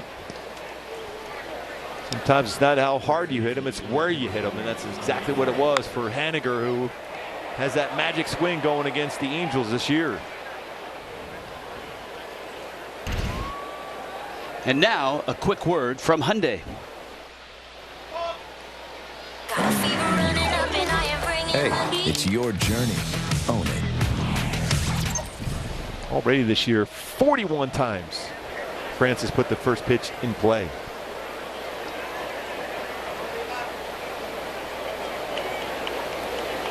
.317 batting average on the first pitch.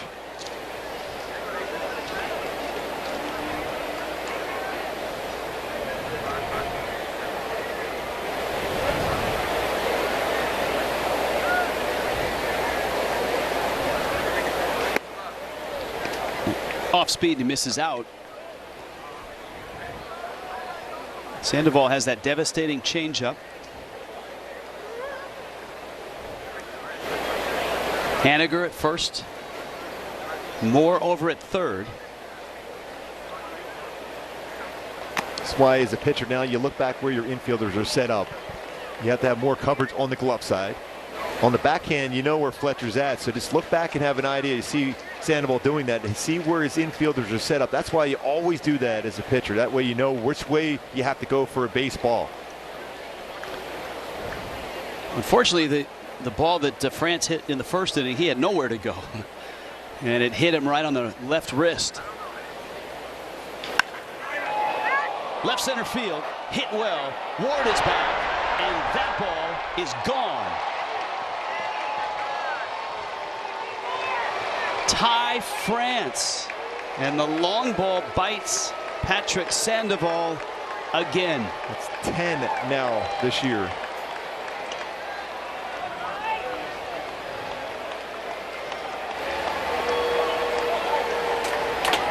Anytime you get something in the air in this ballpark in the afternoon, it's going to go a long way.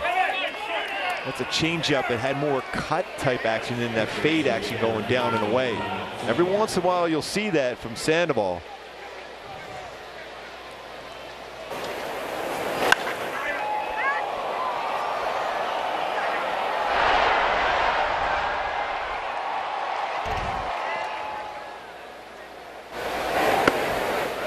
This is how Seattle scores their runs. They're not a team that's great at manufacturing runs. They hit home runs in timely spots and win close games. Obviously, it's not a close game right now. It's 6-0.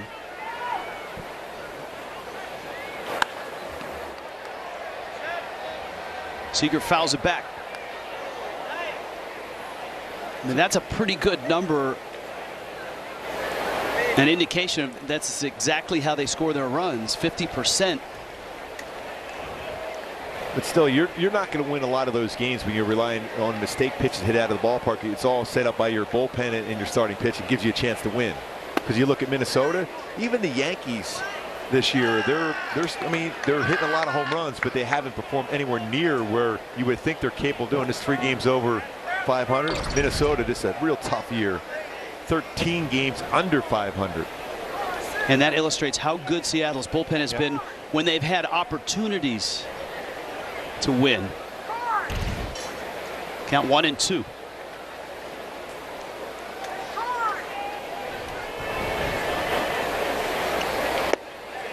Got him. Sandoval is going to kick himself after that 3-run homer by Ty France cracks it open to 6-0.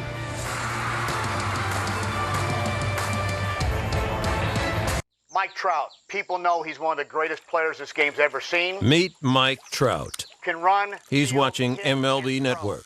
He's one of the nicest people you're ever going to meet. Because that's what baseball fans do. He's also got tremendous show hair with his hat off. Carlos, where did your signature term placata come from? Placata is just an expression my brothers and I used when we were kids. It means good, solid contact, usually resulting in a home run. Placata. The analyst of MLB Tonight, answering baseball's toughest questions.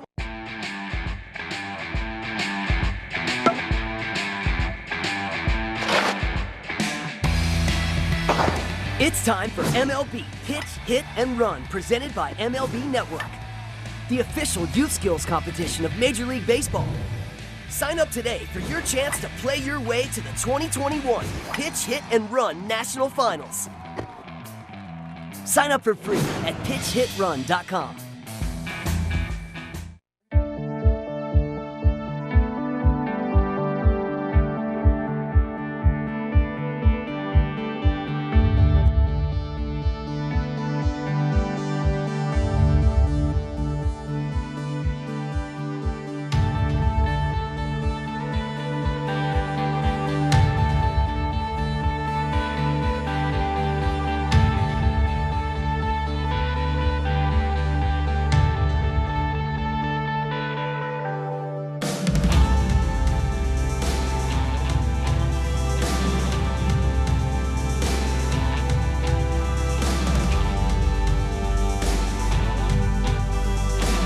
Why Logan Gilbert is so good on the mound and the extension in his delivery and that hiding that baseball, 7.5 feet extension. And then when you get rid of that, as far as the baseball going towards the plate, that perceived velocity at 96 miles an hour. Look how much time you have to try to make contact.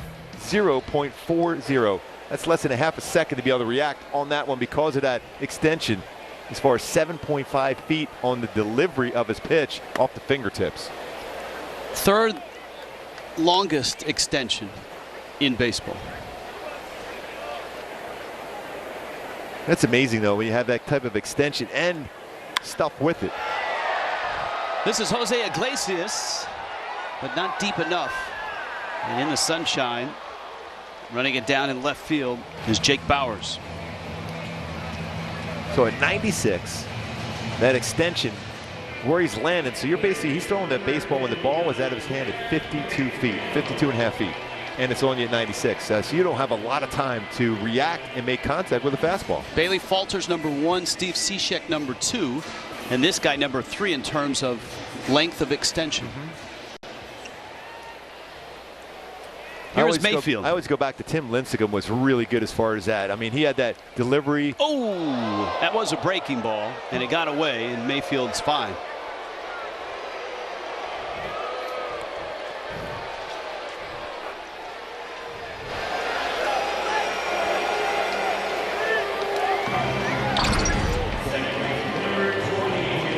He just got around on the slider, the wrist drop. Second batter Gilbert has hit today, 6 on the season. He's able to turn the head and body, take that one off the shoulder.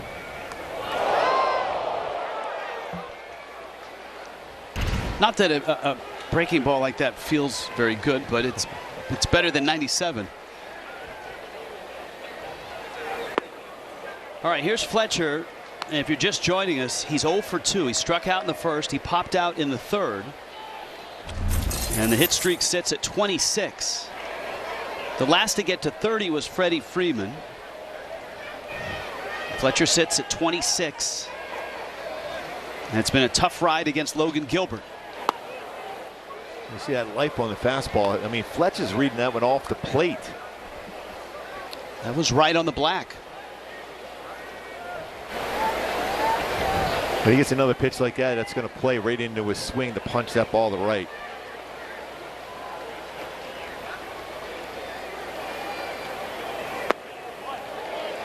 Try to get him to chase that slider just like he did the first at bat.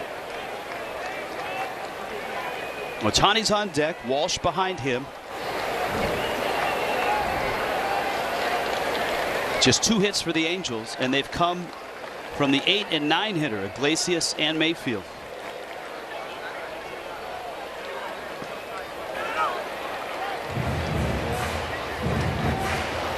During this run of 26 games, the average at 450, and fastballs especially have been to his liking. And no matter where you throw a fastball, whether it's down or up or way out of the strike zone, he's made good contact. He is Mr. Contact, looking to make contact here. Back-to-back sliders well out of the strike zone. That one's going to be foul. But that's the approach that you were talking about. Back foot slides back, closes out the front side, and opens up the swing to right field. And allowing Gilbert to provide the power with his fastball just to make contact with it and get it into right field for a hit. He leads Major League Baseball in most base hits that are not pulled. A list that includes Tim Anderson and J.P. Crawford and Bo Bichette. Swing and a miss. And Fletcher is 0 for 3. And you don't see that very often. Well, you need at this point for your offense to respond and score some runs, but that's a nasty slider. That's that one where he gets a lot of whiffs with it, a lot of strikeouts. It's that wipeout slider he has.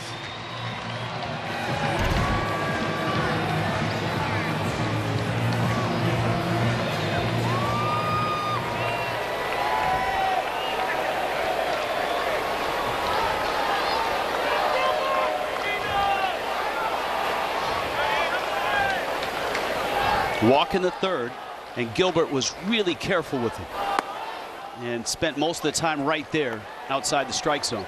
It's another off-speed pitch, a lot of off-speed. You know, remember that first bat, he threw some fastballs right after him. 96, 97, 98. Staying away from the fastball because Shohei crushes fastballs. That's a fastball. That's 95. This feels like Shohei's pulling off the baseball just a tad right now.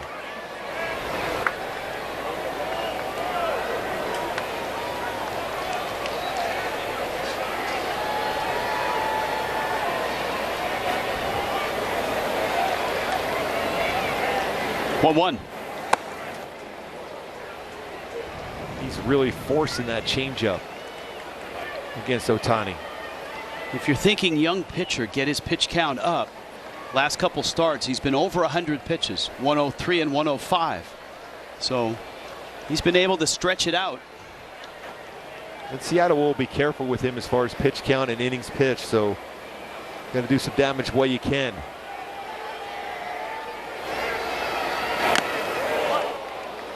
Now that's every organization is trying to figure out how do you handle young arms that didn't really pitch last year, that were at the alternate site and pitched limited innings.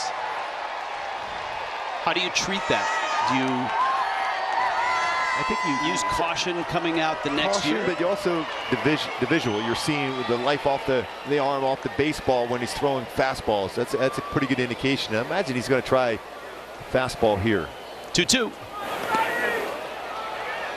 Back to his slider again.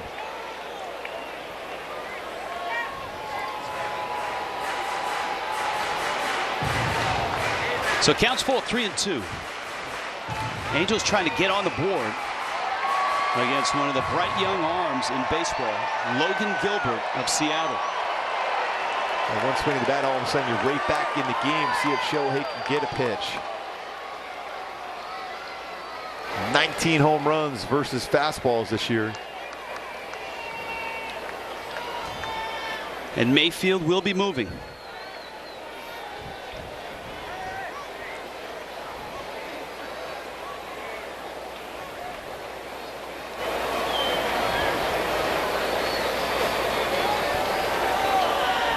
The 3-2.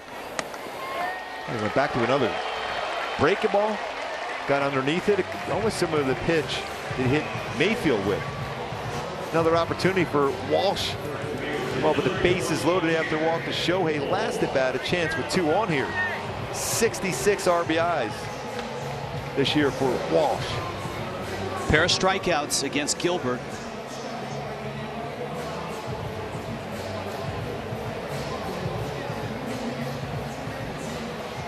But an opportunity to cut into this 6-0 lead.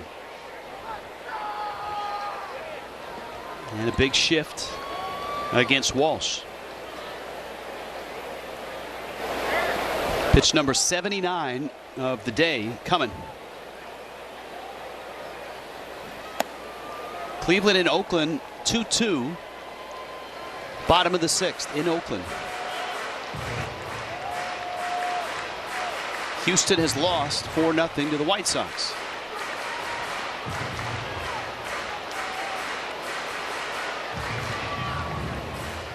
All of a sudden you're seeing these forcing pitches.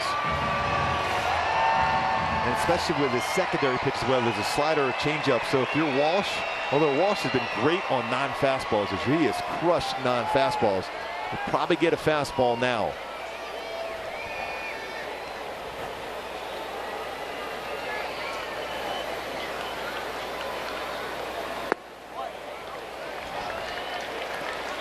Missed with it.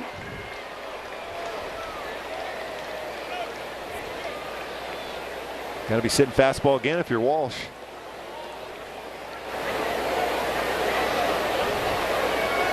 Had 3 hits in game 1. Of course, coming off the All-Star appearance in Denver.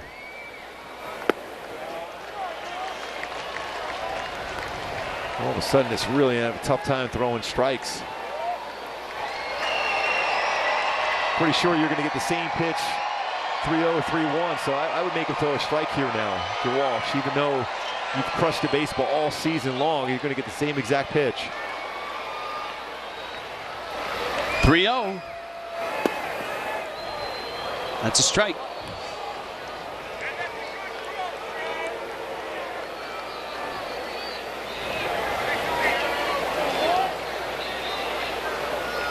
When he's needed a strike, it's been pretty simple. It's been 96 and in a good spot.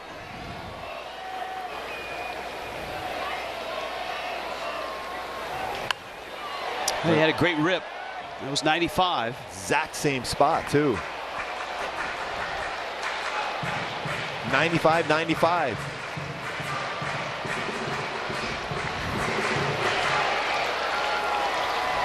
Two home runs for Seattle. Couple unearned runs as well, and a 6-0 lead. Mayfield's at second. Ohtani's at first. Walsh has had 2 looks at fastballs. Now the count at 3-2. Runners on the move. Little jam shot. Center field. Kelnick is there. And he makes the catch. And the Angels lead 2 more. Celebrate baseball with the MLB Extra Innings Package, which includes MLB.tv. Get up to 90 games a week on all your favorite devices, so you can watch your favorite sport absolutely anytime you want. MLB Extra Innings with MLB.tv. Order now. Weekdays, take a pregame trip around the league. See batting practice, fielding drills, player interviews, and expert analysis. He gets it there, and then from here he goes, bam! Get exclusive access only on The Rundown. Weekdays, only on MLB Network.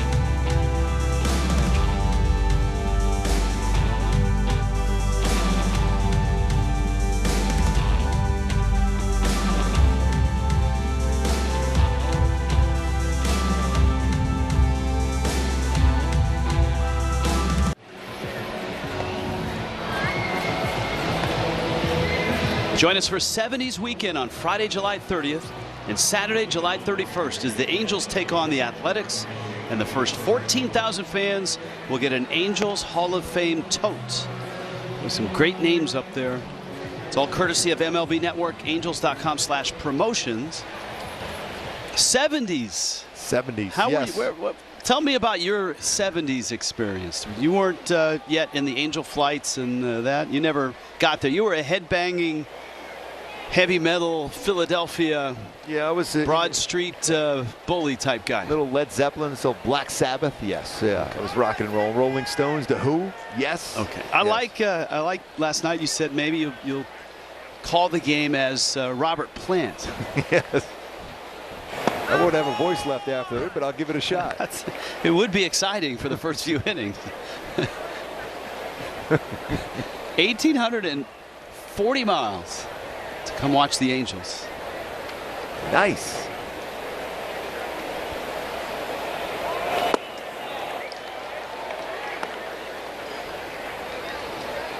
Luis Torrens put one out of the park up near the rocks back in the 4th. His 10th of the season.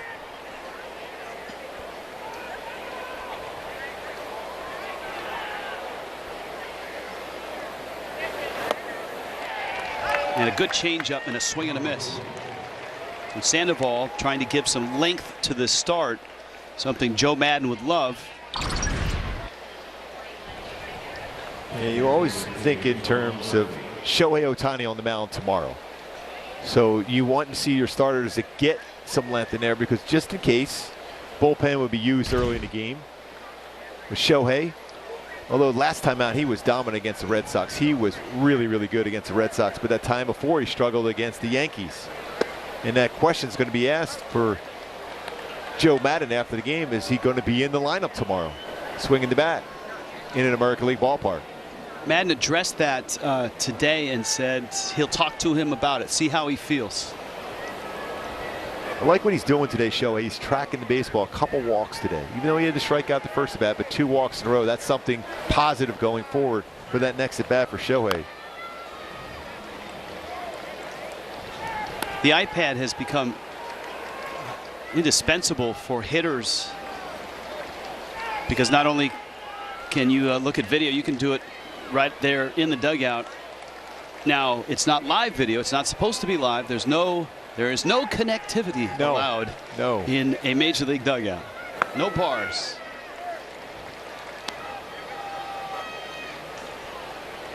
And he's starting to see pitches very well. He's third best as far as most pitches per plate appearance since June 1st. Bobby Grossman always very patient. Carlos Correa at the top, but Shohei Ohtani now with a career high as far as walks with 40 on the season. Tom Murphy takes in. Career highs as far as home runs, RBIs. Tie for his career highs stolen bases with 12 walks. 6 strikeouts and a walk for Sandoval. And he's refound it, and it's good to see. I know it's 6-0. The 2 home runs have cracked it open to a 6-run deficit. But Sandoval, whatever issues he's had, it looks like in this inning he's cleaned it up. His last 3 hitters he struck out.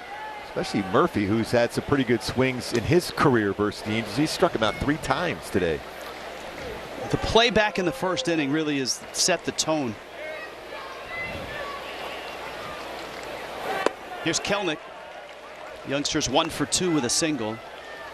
In that first inning, with runners at second and third and 2 outs, Luis Torrens hit a roller to the right of Walsh. Sandoval was late getting over. The throw got by and 2 runs scored. And with the dominance of Logan Gilbert on the mound, the Angels have been playing out of a hole the whole entire day. Had a couple chances though. Bases loaded. And he got through it, and even that last inning against Jared Walsh got through that one too. First with 2 base runners on.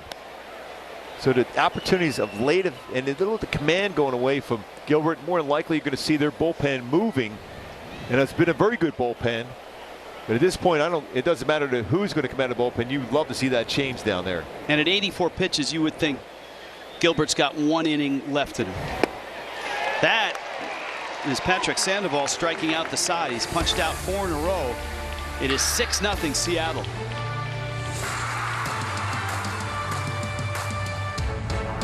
Whether it's extra cheese, extra credit, or extra strength, everything's better with a little extra.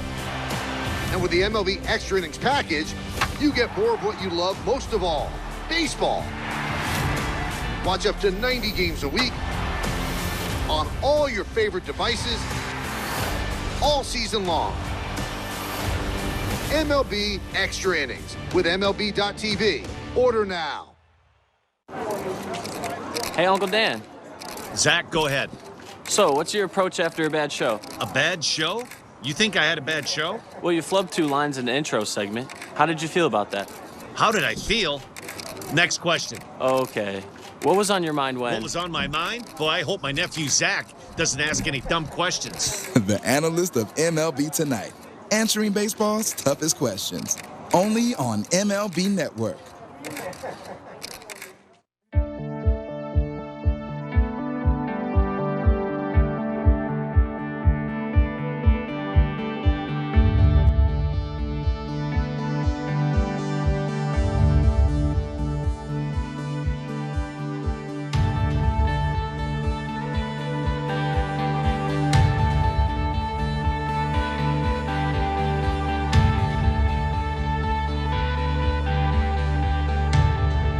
Sports is brought to you by Hyundai.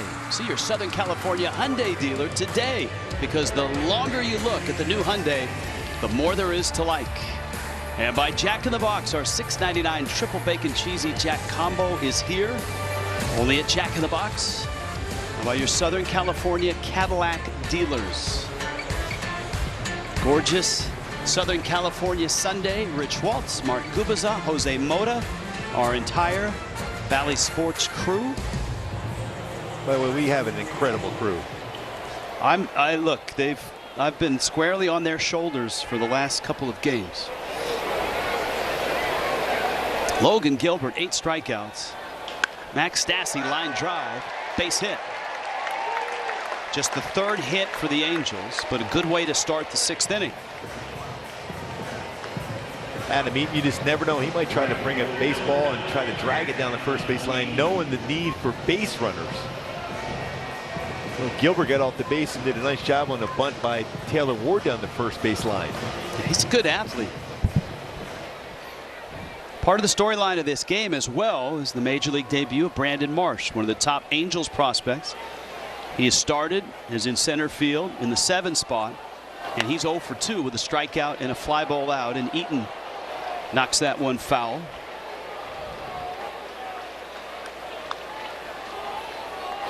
And you see the pitch count at 86. Seattle's bullpen is really good, the back end especially. One of the best in baseball.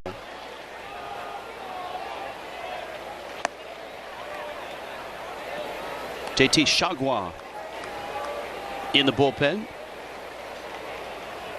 Feels like we know them as teammates for the Angels, the way they've played so many games here over the last 6 of them. He's been in there a number of games. Know him very well. 6 straight. Eaton down the left field line. It's bending, and it is just foul there at the end. Boy, it almost got to that corner.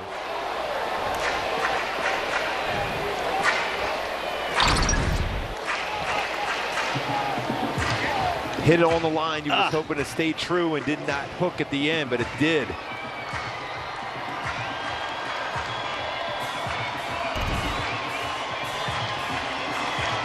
But against the velocity or the perceived velocity, that's not a bad approach. Eaton got himself a double in game 1 of this series in that very same spot.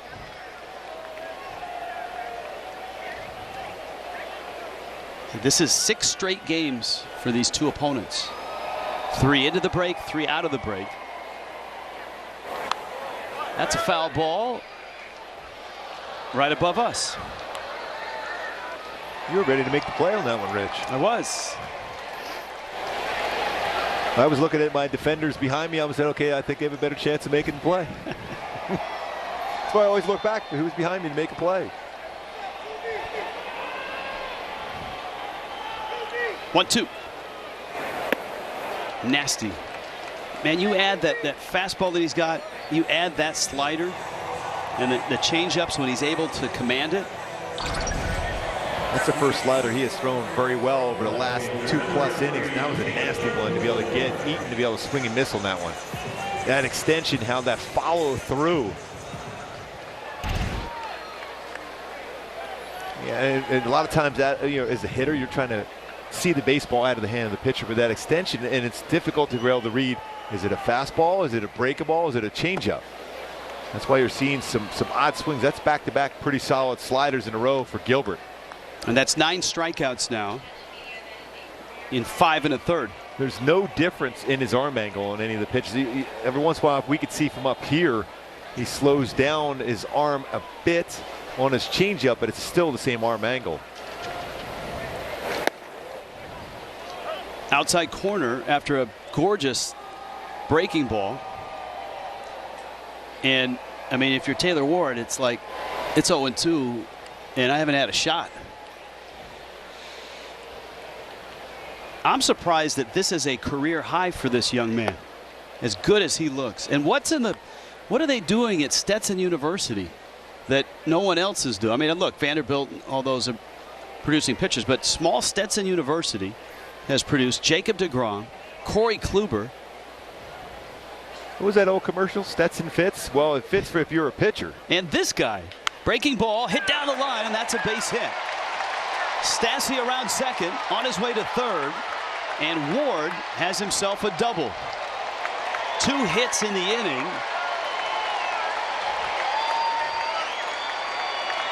Winner Scott Service right now, you're seeing that was a breaking ball that got a lot more of the strike zone than he wanted to. He got around this slider again. It was upstairs.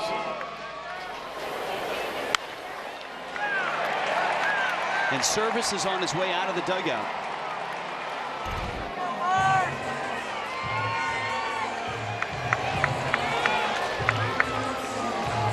And the kid is up. Brandon Marsh with runners at the corners and 1 out, and a pitching change for Seattle.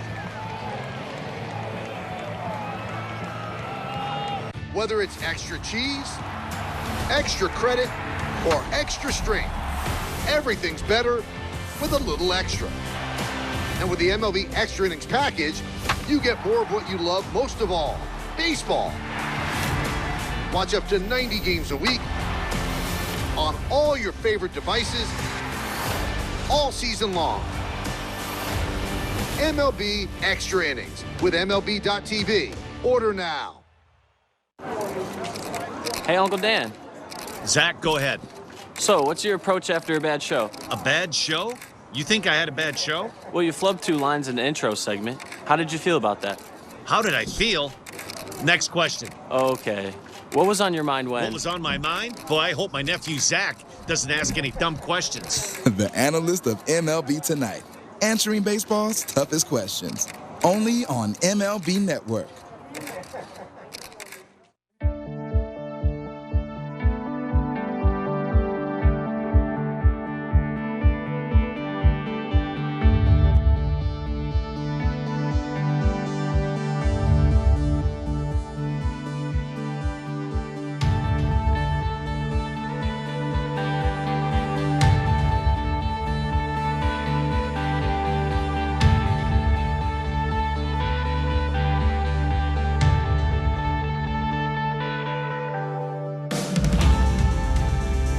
Next visit to Angel Stadium, because you can buy and manage game tickets, redeem offers, access exclusive content, and so much more. Download the MLB Ballpark app today.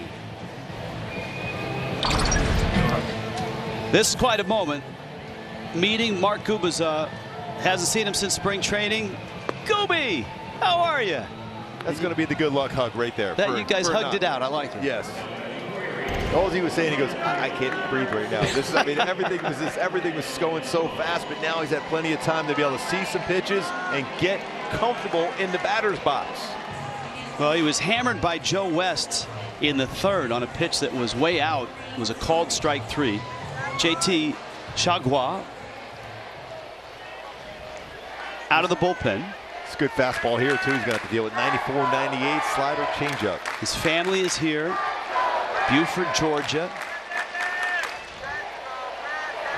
Marsh flied to center his last at bat. And he takes a strike. If you missed his mom's interview with Jose Mota, very emotional, talking about his father Jake, who battled cancer for a long time and lost that battle recently. And for this young man at 23, certainly an emotional time here. Big league debut. And he pulls it foul. A lot of sliders from Chagua. He throws a ton of sliders. Slider, slider. Even 0-2 to a lefty, nearly 73% of the time will throw another slider. So it's going to be tested here for Marsh to be able to make sure that slider's in the strike zone. He doesn't go and expand the strike zone here. He's good at that. That was one of his strengths in the minor leagues. He knows the strike zone. High on base. Good slugging percentage. But an 0-2 pitch here. Got him. 97 at the letters. And there's 2 outs. Dropped down and ran that fastball the upper part of the strike zone. You have to protect with 2 strikes, and that would have probably been called a strike. That wrist allowed it to ride up in the strike zone. When Joe Madden met him in the office when he arrived this morning, he told him, I want you to plan on being here the entire year. This is not, hey, come on up and have a cup of coffee. I want you to think you're going to be here the rest of the year.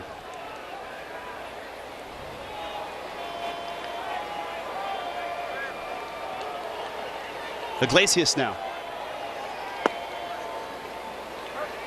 Well, this bullpen for Seattle's been so good.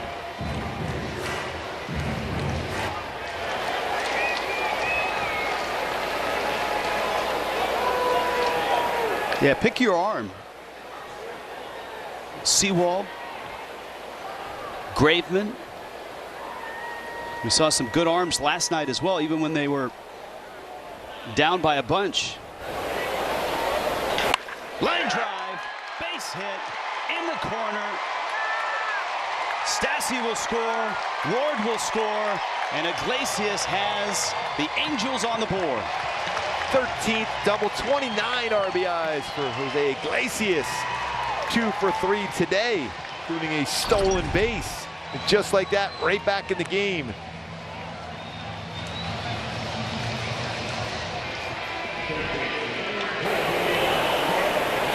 flat either cutter or slider sped up the bat for Iglesias, and he rockets it down the left field line for a 2-run double.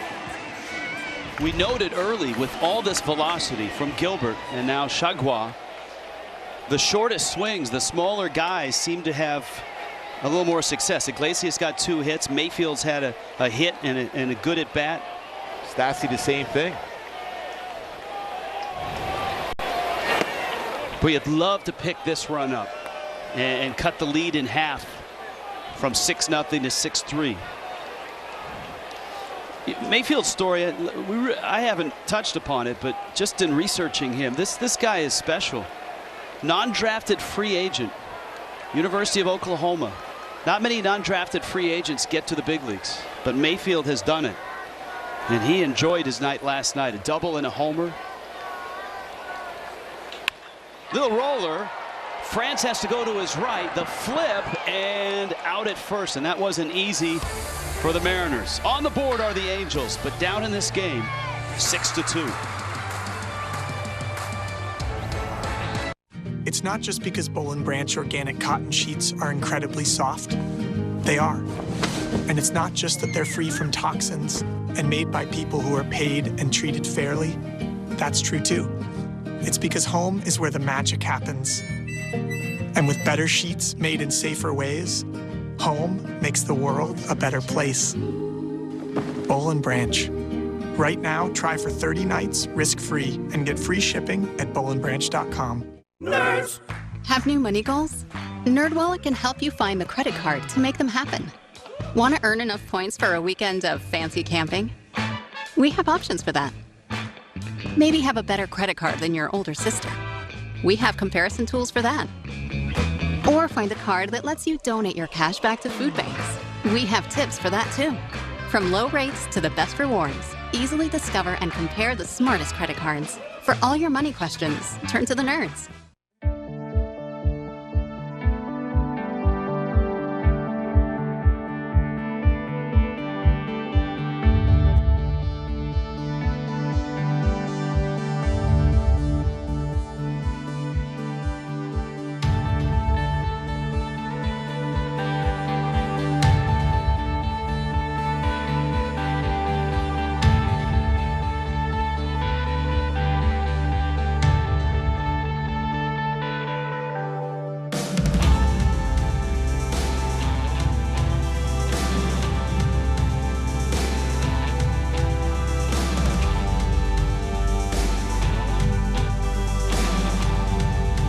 Of inches, but it's a game of also small plays that are not made. So look at Sandoval going towards the third baseline. How he's going to be late.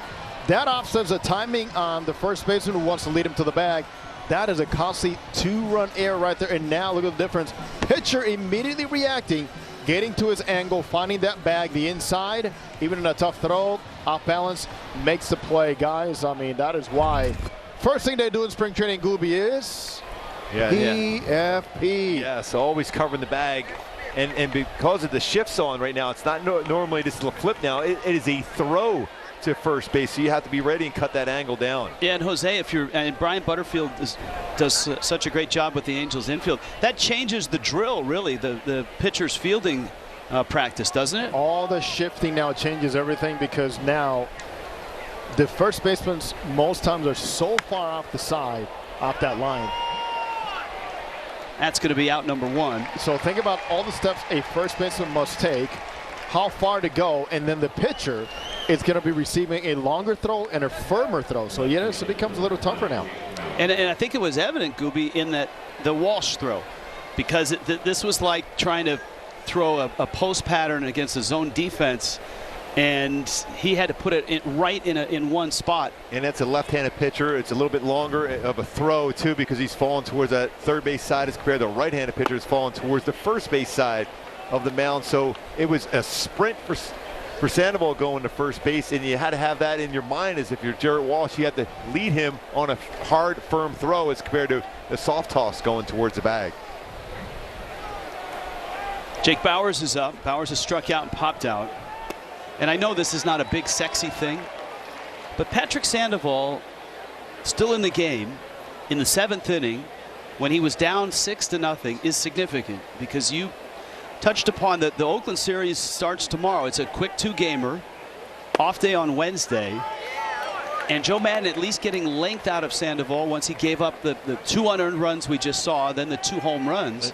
It's big. Yes, it is. And Suarez, it'll be his 3rd start, and he's only got up to about 85 to 89 pitches, maybe get up to 95 or so in the next one. So you're going to have some bullpen usage. So you want to see how deep you get in this game if you're Sandoval to give the bullpen a better chance. A tough series up there in Oakland. You want to have everybody ready to go in that game, but also still have a chance to be able to come back. We've seen some really good comebacks, especially here in the day over the years against Seattle. Even Friday night, same thing, coming back in the game. And Sandoval has pitched with a purpose ever since he gave up the 3-run homer to Ty France. 5 of his 6 outs have been strikeouts. And a lot better as far as a crisp slider, changeup. Again, that doesn't erase the fact that the Angels are down 6-2. Here is J.P. Crawford now with 2 outs in the 7th. By the way, Oakland is trailing Cleveland 3-2, top 8.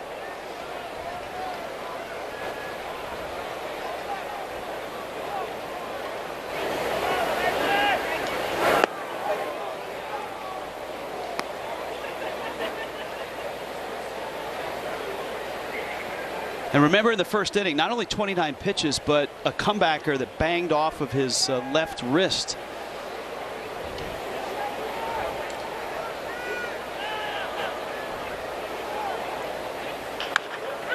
Little tapper, Walsh to the bag. And that is 1, 2, 3 for Sandoval in the 7th. Stretch it out at 6-2 Seattle. Nerds. Have new money goals? NerdWallet can help you find the mortgage lender to make them happen. Like getting a low rate on a downtown loft? We can help find the right lender. Or move out of the city since you're virtual now? We can find you loans for that. Want to refinance your home, free up cash, and redo your kitchen/home office? Yup, we've got tips for that too. Whether you refi or buy, easily discover and compare the smartest mortgage lenders. For all your money questions, turn to the nerds. I was born to be the next big thing. No telling where I'm going, but I'll show you what I mean. Like, na na na na na na na na na na na. They see me moving, but they're never gonna catch me.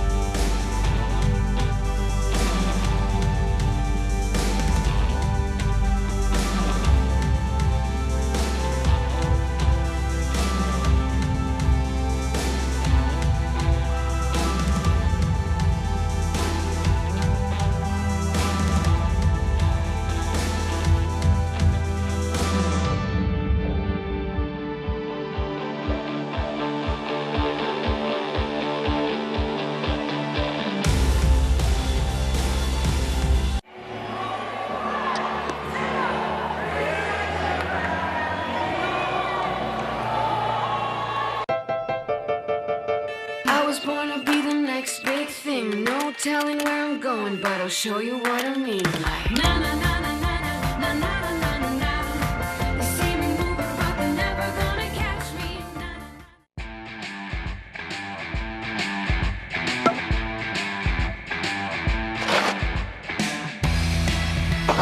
It's time for MLB Pitch, Hit, and Run, presented by MLB Network, the official youth skills competition of Major League Baseball. Sign up today for your chance to play your way to the 2021 Pitch, Hit, and Run. On Bally Sports is brought to you by your Southern California Chevy dealers. By Morongo Casino, Resort and Spa. And by San Diego Gas and Electric. That's Brandon Marsh. For those of you that have joined us late, one of the top prospects for the Angels, who's been in center field making his major league debut, the 23-year-old out of Georgia, who was a high school draft pick, a second-round pick, 2016. Spent 5 years in the minors, put up good numbers. An emotional day for his family. Here, he lost his father just a while back to cancer after a long battle. Joe Madden put him right in the lineup, said just go play, don't overthink it, and expect to be here all year. David Fletcher does not have a hit. The hit streak is at 26.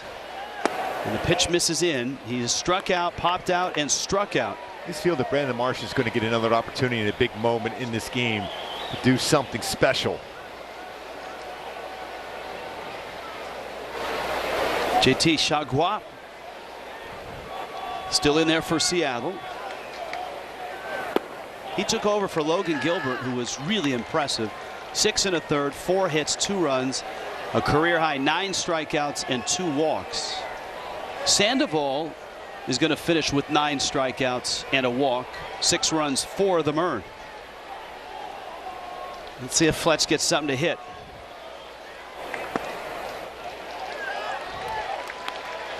Longest hitting streak in Angels history. Garrett Anderson 28 games. Fletch is at 26. Rod Carew at 25.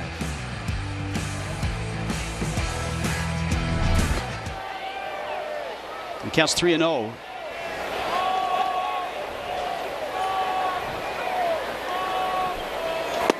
And that's a strike. Fletcher 6 hits in this series. In the 5 games against Seattle, 14 hits, 4 doubles, 2 homers, 11 RBIs. That goes back to the 3 before the break. And now this the 3rd after the break. Little tapper to short. Crawford makes the play. And Fletcher is 0 for 4. But there is a chance he'll get another at bat in the 9th. Yeah, more likely he would probably get another at bat. By the way, his numbers, you mentioned power numbers, almost felt a lot like Mike Trout-like numbers against Seattle, who's swinging the bat very, very well, getting closer and closer. Scott Service going to that talented bullpen again. 6-2 Seattle. Mr. Schmaltz, at MLB Network, you've done color commentary, game analysis, and demos. How do you juggle so many roles? It just comes naturally, I guess. The analyst of MLB Tonight, answering baseball's toughest questions. Hey Al, I'm just wondering, during the demo on MLB Tonight, what was that meatball you threw? Meatball? I think you're misunderstanding. That was a hitting demonstration, and that's what I was supposed to do. Oh, he go home, baby. Right. I think that ball is still traveling. Any farther, and you need a flight plan for it. Next question. The analyst of MLB Tonight, answering baseball's toughest questions. Only on MLB Network.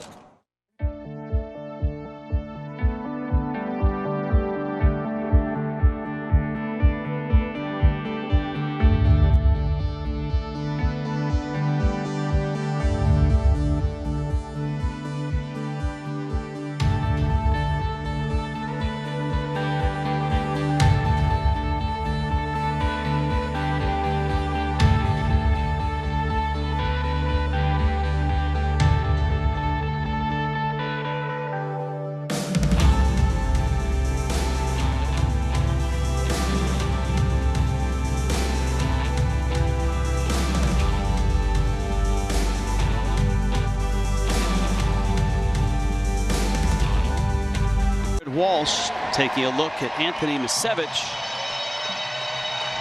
And of course, Ohtani tomorrow against Oakland gets the start. A's and Angels. And it's his first start since being named winning pitcher at the 2021 All-Star Game. He made his Major League debut on the mound up in Oakland.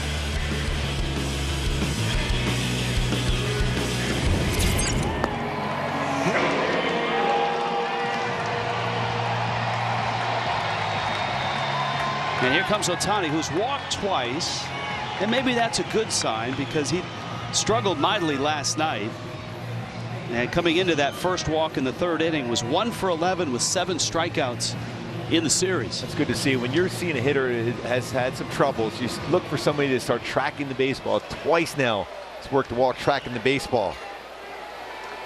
Misevich fastball, another good fastball out of the bullpen from the left side, 92-96, curveball slider. Misevich came into the 8th inning on Friday night and faced Ohtani and struck him out. Pulled, a little weird hop, but France is there and he did not get to the bag. Ohtani busting hard, beats it. Stands, that's incredible. That is incredible speed. All the other things we talk about, the tools he has, how you beat that out, I have no idea. Ground ball right to France. And he's got to go pretty good distance, but Shohei with that stride just gets on the bag. It looks like to beat it out. Look how fast he is getting down the line. It's our Arco top-tier play. Shohei Ohtani. 30 feet per second, elite speed. Oh, by the way, he's on the mound tomorrow. And, oh, by the way, he's enormous. For a big man, that is moving. That's incredible he beat that one out. I still go a lot of comparisons with Bo Jackson. I remember Bo Jackson's first major league hit, a ground ball to the second baseman, and he beat it out. Shohei beats that one right out to the first baseman. Unbelievable. Shohei Ohtani. And he's sensing he's got a chance to beat him to the bag, and he does. Wow. Shohei Ohtani. Walsh now. And another opportunity to chip away with 1 out in the bottom of the 7th. I'm still scratching my head, Rich. I have no idea how he beat that out. Well, he's such a large human, and to be able to move at that pace is really not something we've seen I'm not in so the big sure. leagues. He's human, though. He's incredible. Now that's a good point. Nice play. Love us. And like you, I've seen guys come into this league and surprise me. Ichiro was like that his first few years. He would hit a ground ball out to second, and guys would gather it up, and by the time they flipped it to first, Ichiro would be by the bag because he got out of the box so fast. Yeah, he was basically running down the line as he swung. And he had great speed, but Ohtani's a completely different body type.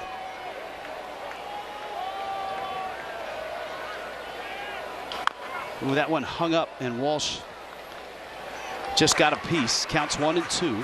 6 hits for Seattle and 6 hits for the Angels. So much room now left side of the infield with 2 strikes. All you're trying to do if you're Jared Walsh is make some contact, get a base hit, keep the line going. I haven't seen Walsh as much as you have. Can he do that? Yes, he has. He's been able to hit the ball on that ground on that side of the field. And he also, we know he's got real good power left center in the air, but he also will hit a ground ball that way. Ohtani's at first. Misevich, 1-2. And you see, that's what he's trying to do. He was trying to punch it that way. That's part of the shift that is often unknown, and that is you look at the shift, but when teams shift, they are depending on their pitcher to pitch to that shift. And if you're throwing a lot of breaker balls, whether it's curveball or slider, which he does, Misevich, that chances are if you make contact, there's a lot of room in that part of the field to be successful, get a hit.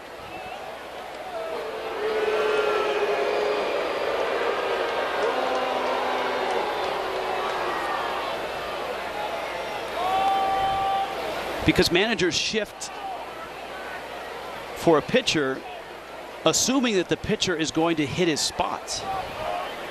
And you have to, if you're going to put a lot of shifts on, and we saw that especially with Houston when they were really good with their pitching staff. Those guys hit their spot every time. And that one, a breaking ball that he spun on and missed. And that was the pitch away. If you just try to punch that way, better shot for Walsh, but he was end up in that pull mode trying to get a hold of it and drive it to right. That was nasty, though.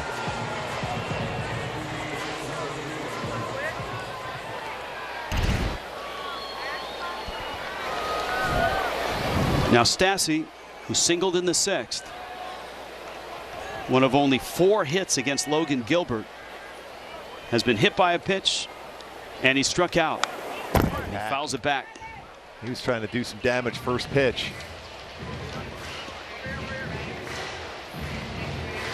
Seventh home run of the season on Friday night. When the calendar turned to June, his bat heated up. He's been really good since. Well over 300.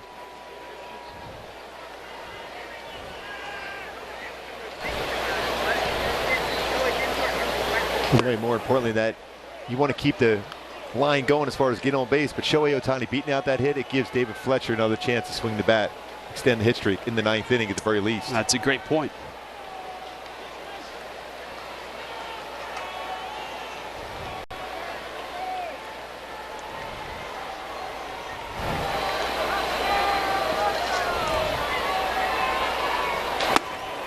Fastball, swing and a miss. Shohei Ohtani. What can't he do?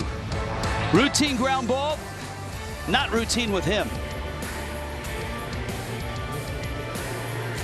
Jim, now that you're an analyst at MLB Network, do you find that your days are easier?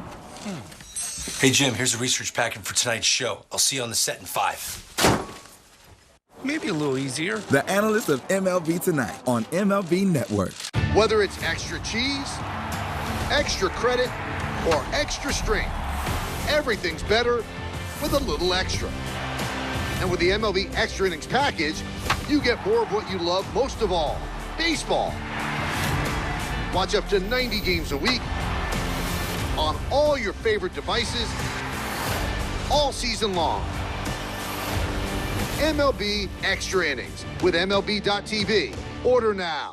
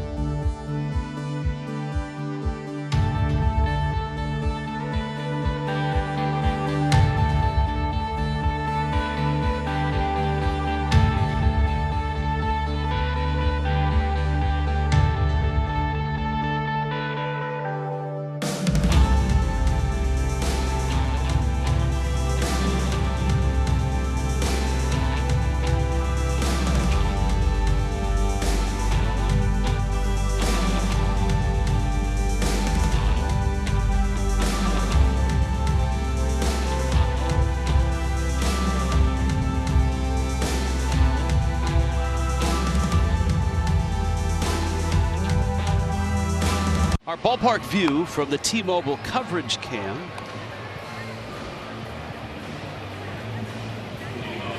Perfect day. And the finish of a 3-game series. Off to Oakland tonight. Night game tomorrow, day game on Tuesday. Travel day on Wednesday. And then Minnesota for 4 starting on Thursday. Last visit up to Oakland. I will see you in Minnesota. Well, I won't see you in Minnesota, but you know what I mean. Yes. Yes, sir. Well, the Angels have been up in that hotel up in San Francisco, but between Oakland and playing the Giants this year, they were up there for what, 6 straight days, a 3-game set, and then against the A's and the Giants. Andrew Wentz into the ball game. Mitch Haniger fouls it off. He is 1 for 2.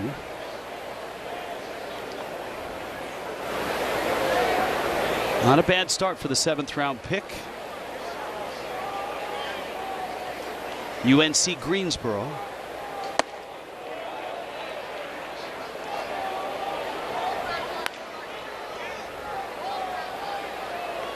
Haniger's done damage in this series and in this 5-game set. This the 6th in a row. He's got 9 hits and 3 homers. He's on his way to first base, and it did catch him. Yeah, 3 times on base today. Walk, base hit, now hit by a pitch.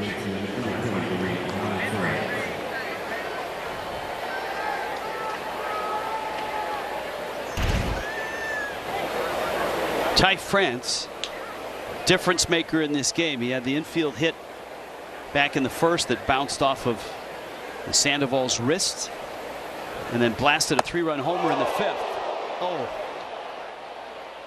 Oh goodness. Let's hope that the helmet caught most of that.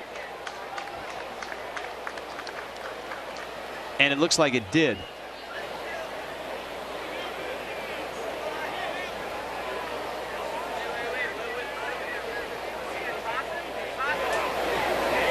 Now the umpires are converging in front of the mound. You see them approach Joe West. Oh. Yeah, that fastball just ran in. See if he was able to turn. Oh, that guard. Yep. That guard saved him. I think that's been one of the best things I've seen as far as adding on to a helmet for a batter. That absolutely saved him.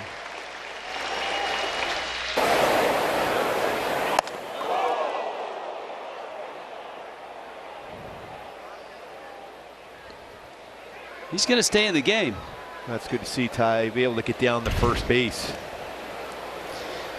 What do you think the umpires are conferring about right now?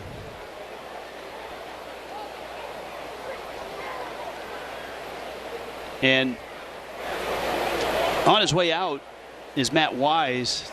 Could they be to talk to Wentz? The only time I would ever see that is if they're issuing a warning or something. I did not see them issue a warning.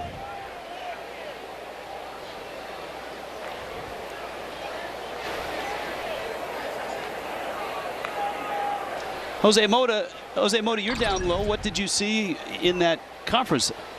A warning? Is maybe hearing the other dugout say something and just wants to make sure things are under control, but he is pointing in both directions, which usually means, yes, there's a warning. Well, France is at first. Haniger's at second, a pair of hit batters. And here is Seager. Seager is one of those hitters who notoriously crowds the plate. And he's sitting on something he can yank right now. And he's always up there hacking first pitch, and he got a breaking ball, which is probably the pitch you want to go to as far as Wentz, because especially a couple fastballs like that, you want to make sure you get back. You'll be more under control in delivery of a breaking ball. That is crushed, but foul. And that's Seager, that uppercut swing that he's had for so long. 11 seasons in the big leagues. He's had a lot of big moments, but no postseason. Seattle has the longest postseason drought of any professional team, I believe, in North America, in the major sports. I'm sure there's a lacrosse team or two that hasn't been to the postseason in a while, but. By the way, how difficult it must have been for Kyle Seager to come to the batter's box after back-to-back hitters were hit with pitches. Yeah. Last postseason for Seattle was 2001. And remember, that was the year they won 116 games, but lost to the Yankees in the ALCS.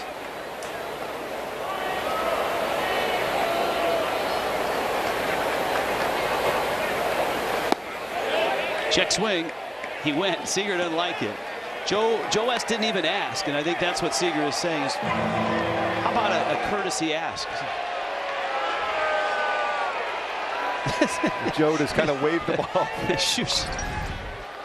Let's see if he went on this one. Yeah, I think he went on that one for sure. That's the same swing as David Fletcher had in his first at bat. And as a home plate umpire, you don't have to ask for help on that one. You don't. If you see it. But I've always felt, why does the catcher get to ask and say, hey, can we get an appeal? And the umpire, more times than not, is going to let the catcher do it. If the hitter turns and says, hey, can you ask on that like that? That's a perfect example. Why can't Seager have the right to an ask as well?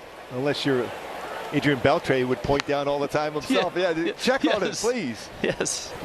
Because most times hitters just go, I didn't go. I'm not going to say anything. I'm not going to bring attention to me.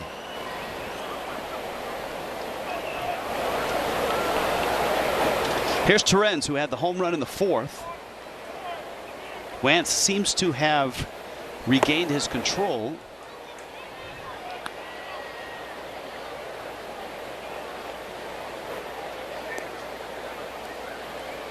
(6-2) Seattle on top. They were up 6-0, and the Angels put 2 on the board in the bottom of the 6th, but that's it.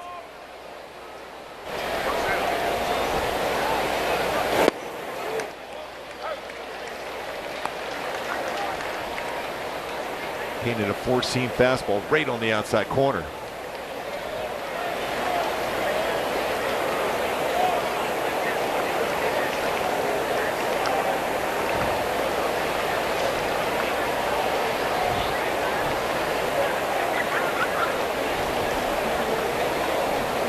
Two and one.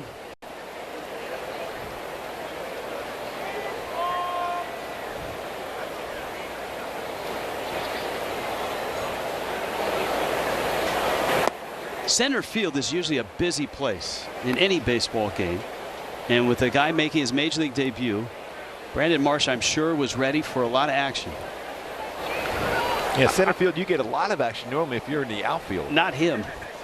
The only action he's had is turning and running at the 2 home runs that left the yard. He hasn't really had a fly ball out there.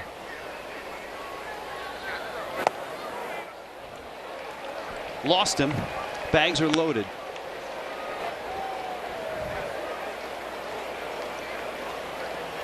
And Wentz, who's in limited time been effective, hit the first 2 batters, has walked the 4th after striking out Seager. And this is a Tom Murphy at bat. Murphy's a veteran catcher. Rockies originally, 3rd year with Seattle. And his breakout year was 2019. Hit 18 homers in just 75 games. Wentz gets a strike. And he's got good power. But he also has, we've seen it today. There's a swing and miss on occasion if you make a good pitch. So he's generally going to hit the ball in the air. Not an easy guy to double up. That is out.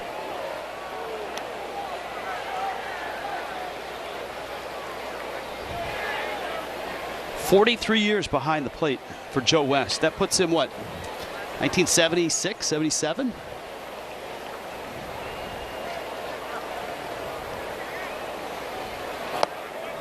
Over 5,400 games he's umpired. That earlier this year broke Bill Clem, longtime record of Bill Clem. And as I recall, I never had him behind the plate ever. Really? All those years, no.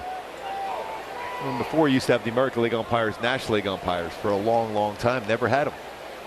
Maybe in a spring training game.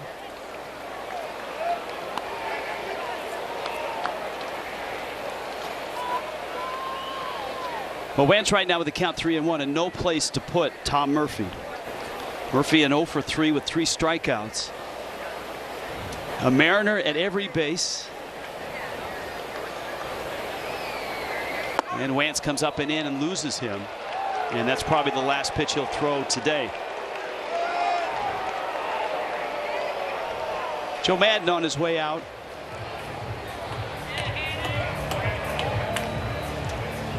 (7-2) Seattle. And that means we will step aside. How the Angels got here with all the moves they made. They have a Meet Justin Upton. He's watching MLB Network. Again, the lineup got deeper. Because that's what baseball fans do. Celebrate baseball with the MLB Extra Innings Package, which includes MLB.tv. Get up to 90 games a week on all your favorite devices, so you can watch your favorite sport absolutely anytime you want. MLB Extra Innings with MLB.tv. Order now.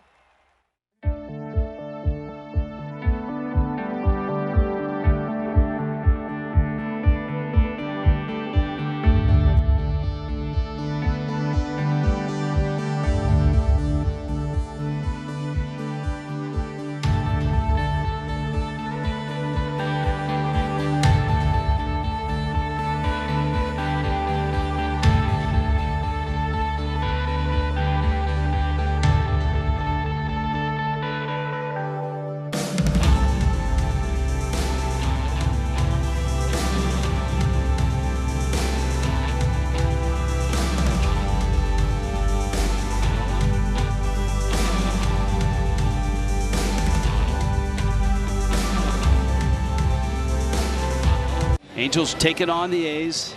First 14,000 fans each game, so both nights you'll have an Ohtani vintage shirt. Looking slick. It's courtesy of Nikon, and in that shirt you can run just like this. If you can get up to 30 feet per second, you too can beat out routine ground balls. The American MLB averages 27.3 feet per second. That is elite speed. Shohei Ohtani throwing us with that one. Yeah, I think it's all about the jersey, and it's the throwback one. Got to have that one. Quintana now takes over, and this has been somewhat of a messy eighth with 2 hit batters and 2 walks.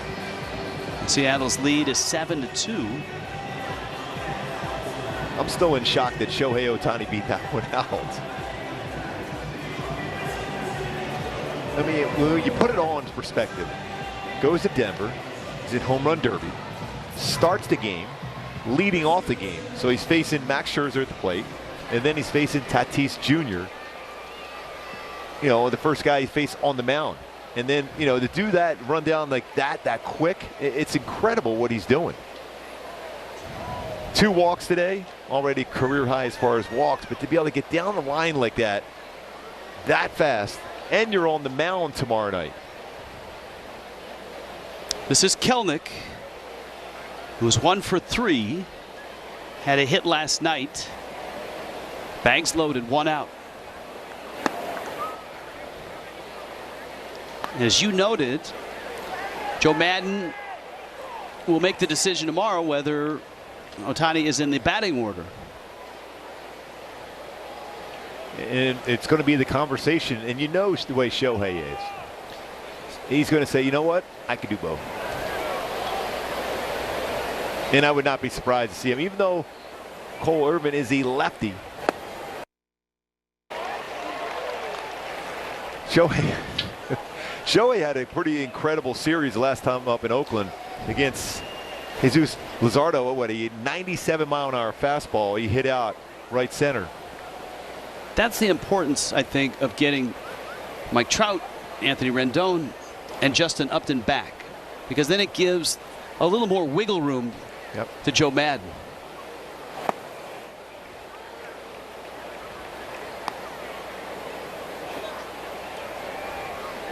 I mean, this, you're looking for that balance in the lineup, be able to have, you know, instead of having at times we have Walsh and Shohei Ohtani back-to-back lefties, and it makes it more difficult when you get put a lefty in. You see a manager is going to be able to do that with a 3-batter minimum. You're going to be able to bring a lefty in and face the 2 lefties like we've seen here tonight and throughout this series. 2-1 to Kelnick. Sounded like he busted his bat. That's a long run, and Mayfield, who was pulled off the line, can't get there.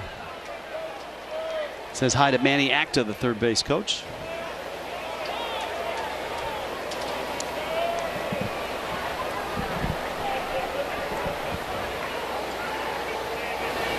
And the count, 2 balls, 2 strikes. Top of the 9th in Oakland, 3-2. Cleveland.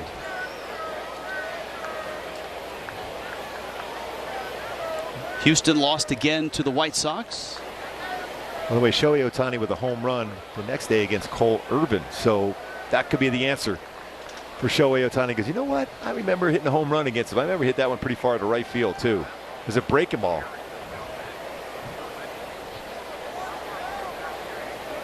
Quintana back even at 2-2.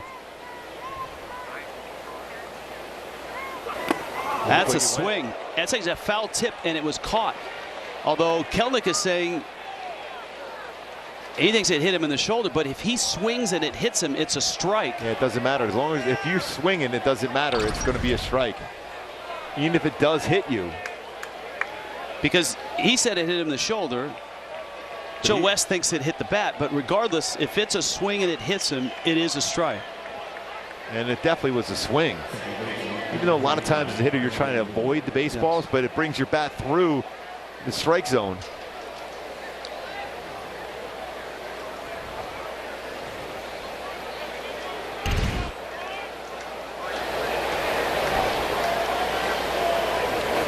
Now Dylan Moore is 1 for 3.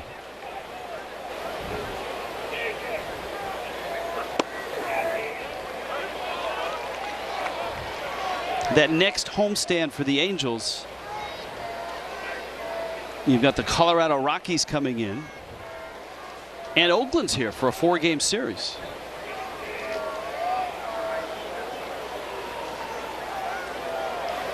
Rockies for 3, Oakland for 4. By the way, speaking of Brandon Marshall, we'll see next half inning, Charlie Blockman walked off the Dodgers stadium with a home run. That's similar look. We'll see him that next homestand. That's with Trevor Story, possibly Trevor Story. That's a photo opportunity, right? Yes. Marsh and Blackman together? Yes, definitely.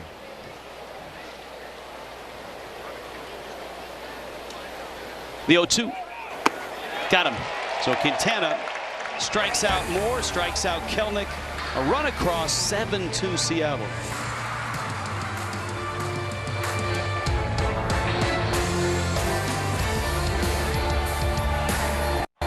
Celebrate baseball with the MLB Extra Innings Package, which includes MLB.tv.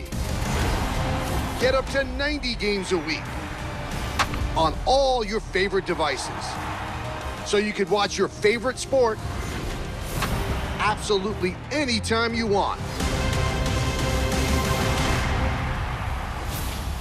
MLB Extra Innings with MLB.tv. Order now.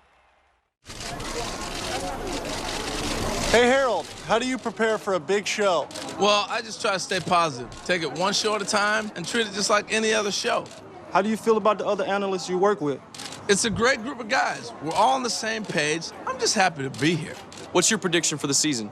We'll see what happens. It all comes down to execution in the studio. The pro player answers. He's still got it. The analyst of MLB Tonight, answering baseball's toughest questions on MLB Network.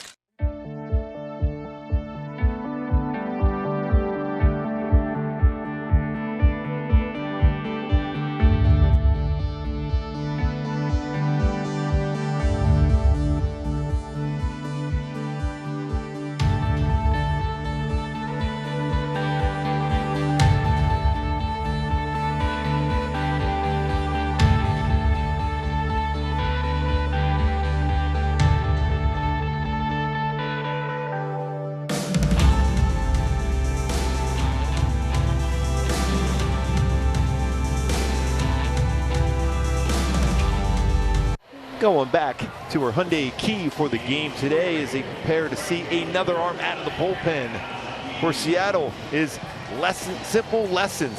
Seeing these pitchers a lot out of the bullpen for 6 straight games. See if they learn some things from Steckenrider to be able to have success here in the 8th inning. And you saw Jeremy Reed, the Angels hitting coach, with the iPad out, talking to Brandon Marsh, showing him, I'm sure, the video of Drew Steckenrider, who's had a really solid year. And I know that's repetitive with the Seattle's bullpen, but Steckenrider, 29 appearances, the ERA in the low 2s. Anytime the whip is under 1, that's a good whip. Yeah, impressive. There was a fastball, 91-96, a cut fastball, slider, and changeup.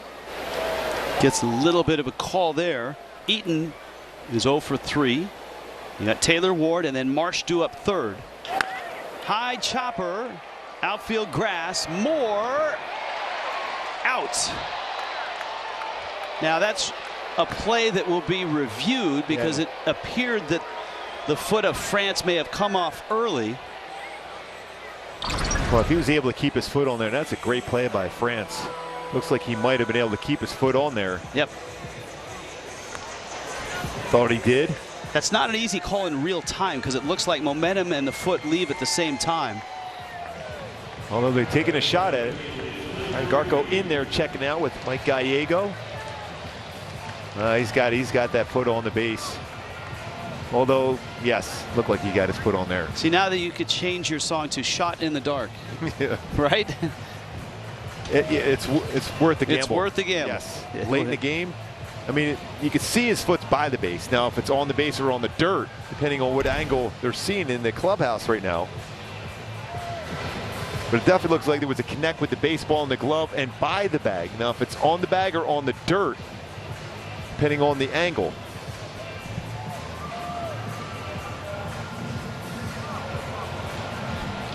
That's just good footwork by Ty France. Really good footwork.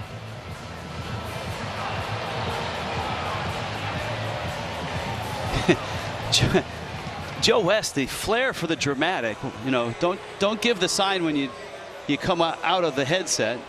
Give it a little bit of a stroll, and then a casual. Yeah, they got you. I still think it's worth to take the look at it because you need base runners. Well, here. and once you get past into the 8th inning, umpires can go to replay. You don't need the challenge. You can, with a convincing argument, get them to look.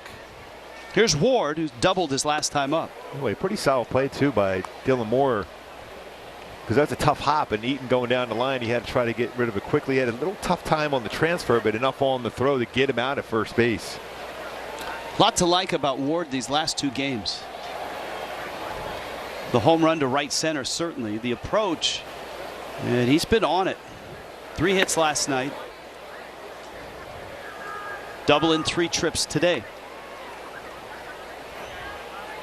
And Marsh on deck, still looking for that first major league hit. And as Gooby made a point of and then did the math, you've got David Fletcher still trying to extend his streak, so there's a reason to stick around. Yep. And Fletcher will get an at-bat in the bottom of the 9th.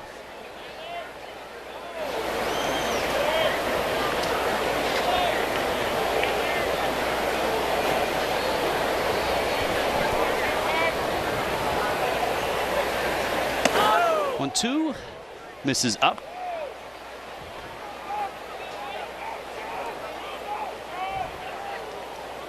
You saw Fletcher on the rail, and he just never seems to be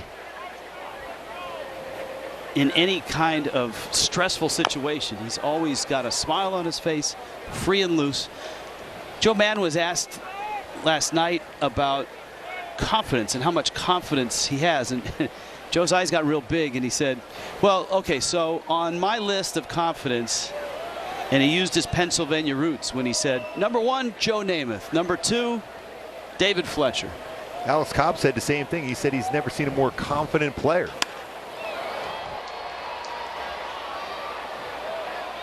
Haniger uses the bare hand to give him a little sunscreen there to make the catch. This is going to be interesting here. Brandon Marsh coming to play. His family has moved down towards that on-deck circle to see a good view.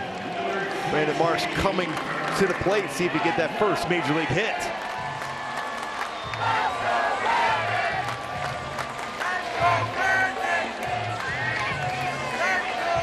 He's 0 for 3. Ran into Logan Gilbert, who punched out 9 in the 3rd and in the 4th. And then JT Chagua got him, struck him out in the 6th. There's a ground ball, diving stop. France on his feet, flip to first. You see the speed, but not in time. Almost. Almost for the 23-year-old making his Major League debut. Great play by France and Steckenrider. The family on the edge of their seats will have to wait.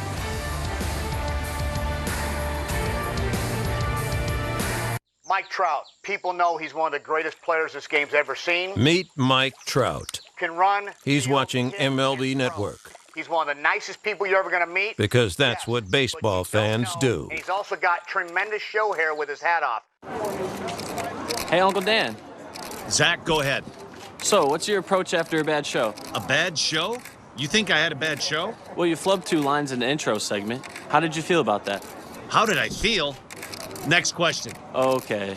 What was on your mind when? What was on my mind? Boy, I hope my nephew Zach doesn't ask any dumb questions. The analyst of MLB Tonight, answering baseball's toughest questions. Only on MLB Network. Weekdays, take a pregame trip around the league. See batting practice, fielding drills, player interviews, and expert analysis. He gets it there, and then from here he goes, BAM! Get exclusive access only on The Rundown. Weekdays, only on MLB Network.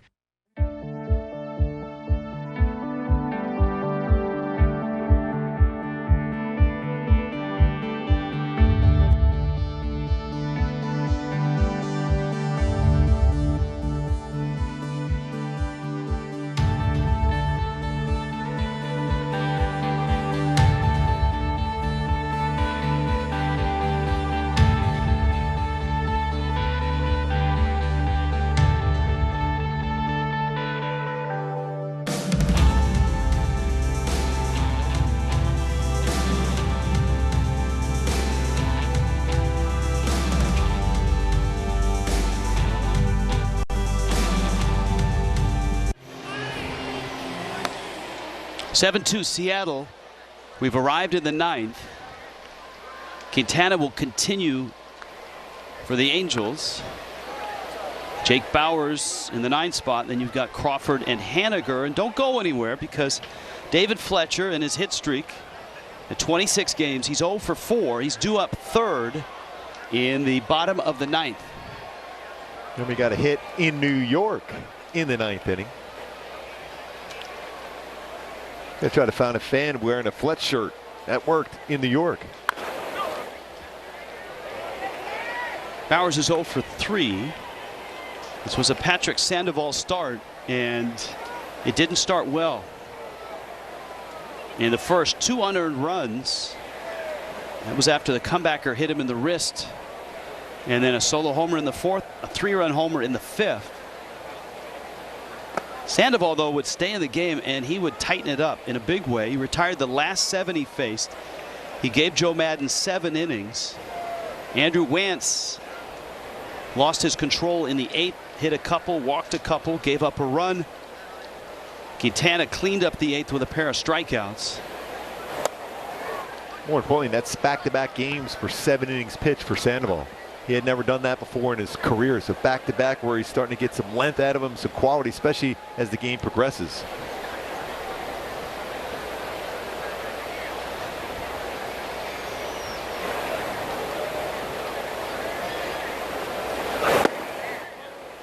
A strike. By the way, the Oakland game just went final. The Indians 4, Oakland 2. A's have been, over the last 3 weeks, vulnerable. Up the middle, and Bauers has a hit. And you can see it, you can hear there's some Bauers fans here, the Huntington Beach native. Crawford now. Yeah, Oakland is now, what, they were 5-5 in the last 10 games. Cleveland, even with their injuries to their pitching staff, they still have pitched exceptionally well.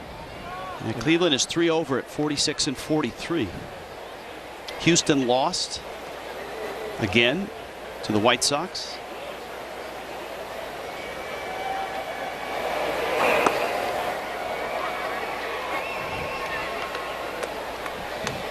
So the White Sox, if they can get start getting some people healthy, oh yeah, they are strong. the task at hand for the Angels over the next 2 weeks is this. You're going toe-to-toe with Seattle and Oakland. Oakland's here for 2. Actually, you're in Oakland for 2. And then the Athletics are here for 4. But you've got 2 teams in the middle of that, Minnesota and Colorado, who are vulnerable. And the teams that have, really pounded people this year, the Giants are a great example of this. They have pounded the teams that are not winning. The teams that are down, they keep them down. And so there's opportunity, but you got to have to take advantage of it. Yes, you have to. But it's really all going to be set on and how well you play against Oakland. That's an opportunity because you're 5.5 back right now, and that's in the second wild card. Yeah, that's a huge difference. You can make up a ton of ground against them. We have 6 games against them over the next 10 days. That's huge. White Sox have done a good job of that as well. They've dominated, especially in their division.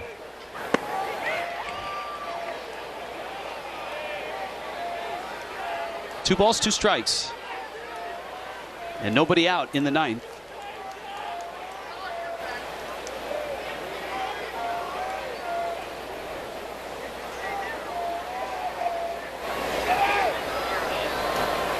And Crawford is another local guy. We haven't made note of that. Lakewood, that's about 15 miles from here.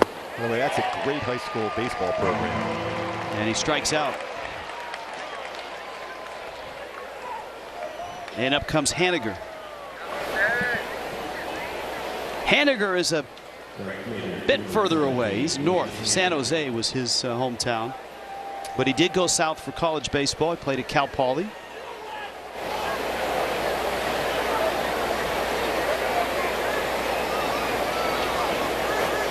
Well, he finally found a way to get Crawford out today, but still the others in the lineup, especially with the home run ball, have been the difference.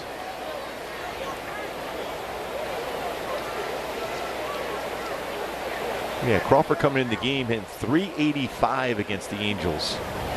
Tough one today, but he's been really, really good.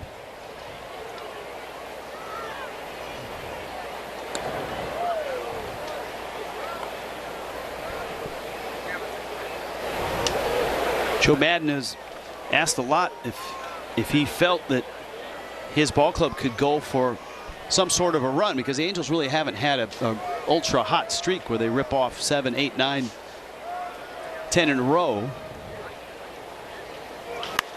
Haniger's fly ball down the right field line in the corner. Eaton. It runs out in a hurry. And he'll realize that there's not a lot of forgiveness in that wall down there. There's a little padding, but you run into that cement. See that a lot where an outfielder go in there with their hip or ribs to be able to slow down just enough.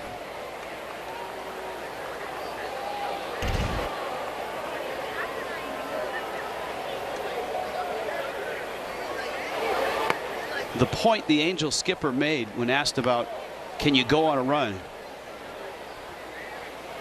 And I'm paraphrasing, we have the offense to do it, but we need the pitching to ignite it.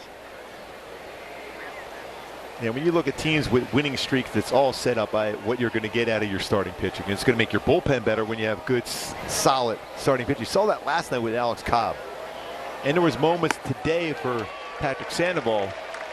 A couple home runs, the big difference, especially the 3-run home run by Ty France. Take that away, you have a completely different ball game.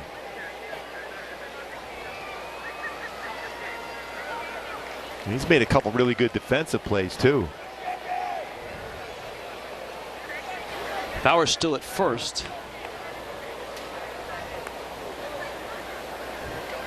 Remember, a David Fletcher at bat is coming, and he is 0 for 4.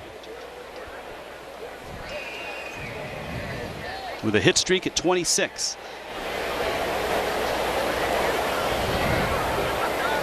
Bauer's leaning, not running. Haniger hits a ball a mile high to left. And Ward makes the catch. By the way, a good productive at bat, base hit potential for Fletcher. At very least gives Shohei Ohtani another chance to swing the bat. Well, remember the 9th inning on Friday night.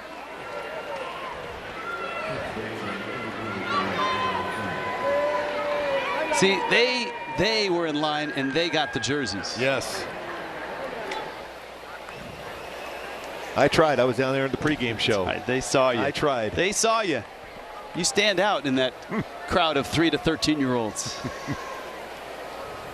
But that 9th inning on Friday night, the goal was just get to Ohtani and get to Walsh.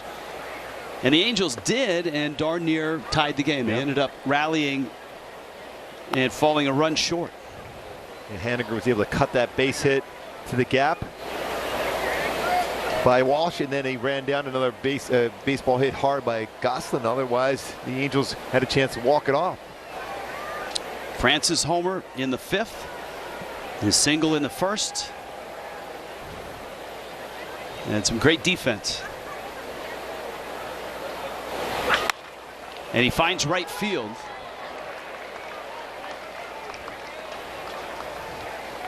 Boy, big game for France.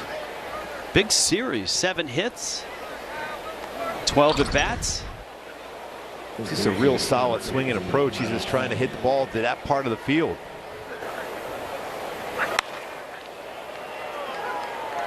Pride of the Aztecs. San Diego State, and of course Downey was home. And much like the Angels' first baseman, was a late round draft pick, 34th round. Here's Seager.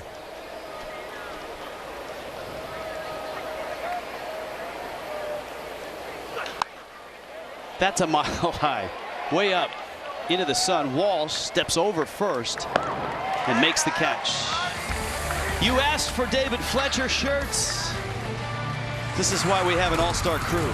Yes. We got him. Yes. He's coming up, and the streak is on the line. Hey, Pedro. Hey, Pedro. What was it like when you won your first Cy Young Award? Well, I was... What about when you won the pitching Triple Crown? Well, How did you feel when you won a World Series? I was, Hey, Pedro. Man, this guy asked a lot of questions. Hey, Pedro. Pedro. He might make a good MLB Network analyst if you let someone answer a question. The analyst of MLB Tonight, answering baseball's toughest questions. Oh, and what's it like to be an 8-time All-Star? Well, I was... And what about getting into the Hall of Fame? Mike Trout. People know he's one of the greatest players this game's ever seen. Meet Mike Trout. Can run. He's watching MLB Network. He's one of the nicest people you're ever going to meet. Because that's what baseball fans do. And he's also got tremendous show hair with his hat off. Mr. Smoltz, at MLB Network, you've done color commentary, game analysis, and demos. How do you juggle so many roles? It just comes naturally, I guess. The analyst of MLB Tonight, answering baseball's toughest questions.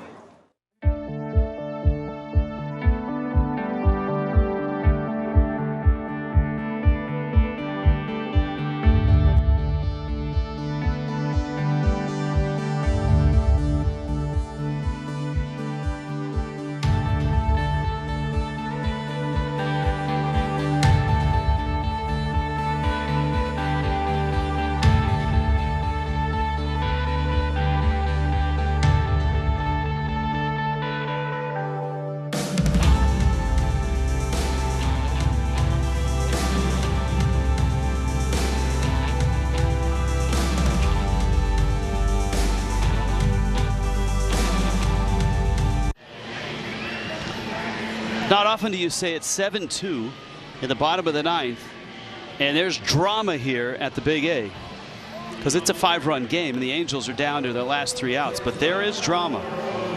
Jose Iglesias, Jack Mayfield, and David Fletcher are due up in the 9th, and they've got a quality arm they're going against as Paul Sewald is out of the Seattle bullpen. And David Fletcher does not have a hit.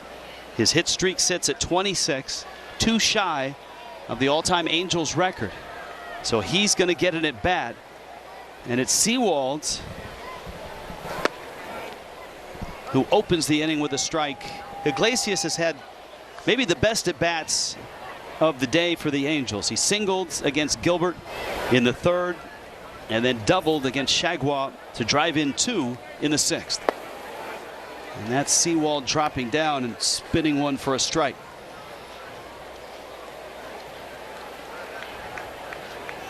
1.38 ERA. Do you like fielding independent pitching? Yes. Which is a measure of what the pitcher can control. Well, Seawald is second in Major League Baseball. How about that? Iglesias with a 3-hit day against great pitching. And you know he's up there hacking. It's not going to be a walk in the game necessarily for Iglesias, so they're putting the ball in play 3 for 4. Doing a 2 RBI double last at bat, just off the glove of Seager. A start here in the 9th. And now Mayfield, who had a big night last night. And Fletcher on deck.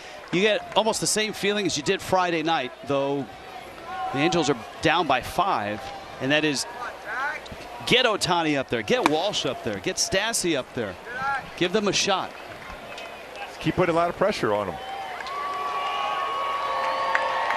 Still feel there's a shot here for. It'd be great to see Brandon Marsh come to the dish in this inning. Just love to see that. Now one. that would be something. Seawald, great strikeout rate, 41%. Yeah, fastball not overpowering. Has some tail to it, 88 to 94. Although a really good slider, and he throws a lot of them.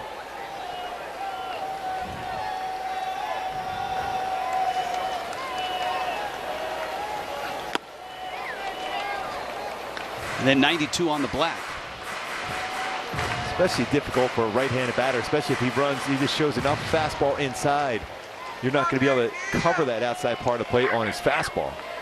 If you're going to track the slider that way, difficult to track a fastball in that part of the plate. 1-2. Got him with the slider. And so here comes Fletcher. It all started on June 13th. This hit streak. And when it started, he was clean shaven against the Diamondbacks. That's how it started. And here he is today. He's not shaved. Not quite Brandon Marsh, but getting there. Yes. We'd love to see that get a little bit longer, that beard.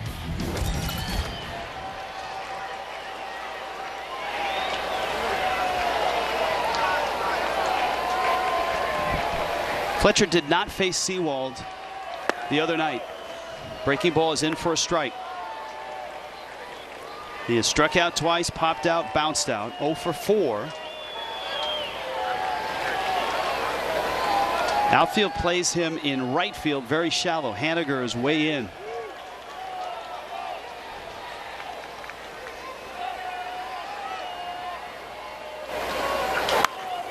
That was the pitch, the fastball, and he tried to shoot it to the right side. And that's his zone, where he's going to make good contact on that fastball upstairs. Now he's probably going to have to deal with a minimum of 2 or 3 sliders, depending on if he can put this one in play or if he takes it out of the strike zone. Fletcher, when the series began, accepted the Player of the Week award. Behind 0-2. That slider gets all the way to the screen. Iglesias will take second.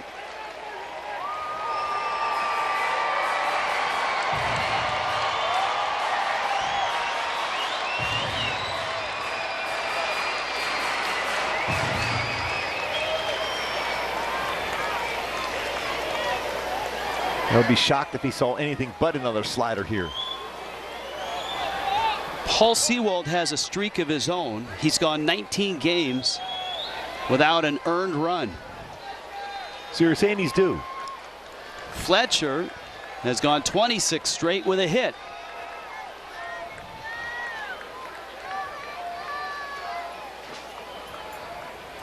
One, two. Well, he's seen 2 sliders. Seawald's missed with both. And still, when you look at percentages, 44% of the time against a right-handed batter, he will throw a slider. Just 56% fastball.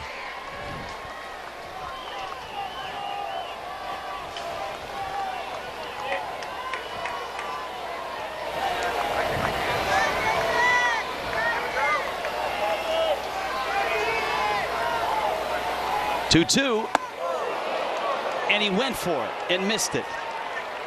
Well, that's a tough pitch because he was looking slider away. He ran a fastball up and in on him. Wow, that almost hit him in the face. That just whizzed by his right ear. You rarely see him react to a pitch where he really didn't see it and really didn't pick up the rotation. Doesn't happen often. The Fletch struck out 3 times today. Well, he's human, and that's it's been an incredible ride of 26 straight. And now Ohtani.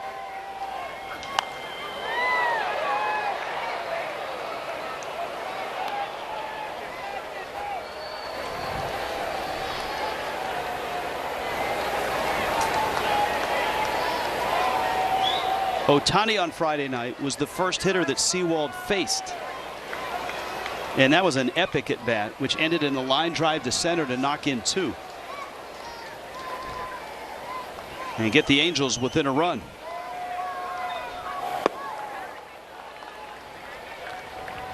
What it's like when I'm seeing those last 3 at-bats. 2 walks, an infield hit. He's tracking the baseball again. He's bringing him in the strike zone. Talking to Paul Sorrento just a couple days ago about what makes Shohei so special, especially this season. He's saying that he's forcing pitchers in the strike zone.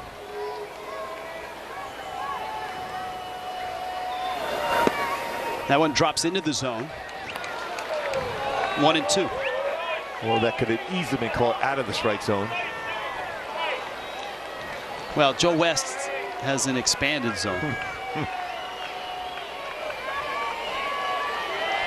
There's a joke there, but I'm not going to deliver it as Iglesias takes third.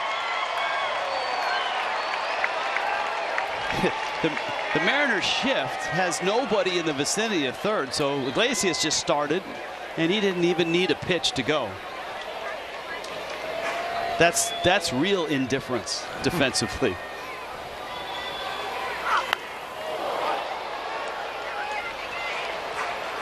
He's scrambling for that foul ball. Anytime Shohei hits anything in the stands, you know the fans are scrambling for it. You and Matt Vasgersian will be on the call for Oakland. I'll see you in Minneapolis. A 4-game series. Yes.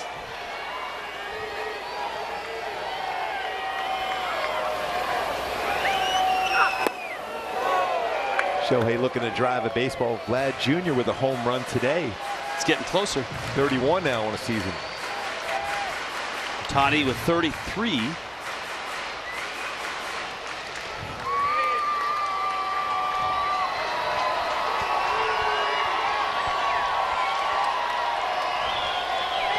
Crowd is stuck around. They want to see the Fletcher at bat. They certainly want to see the Ohtani at bat. With the Angels down 5 here in the 9th. And the 2-2. Boy, really slowed his arm down on that changeup. Shohei's seen a lot of changeups. Seattle's really pitched him well. There's been some home runs for Ohtani against Seattle, but they're pitching pretty well this season.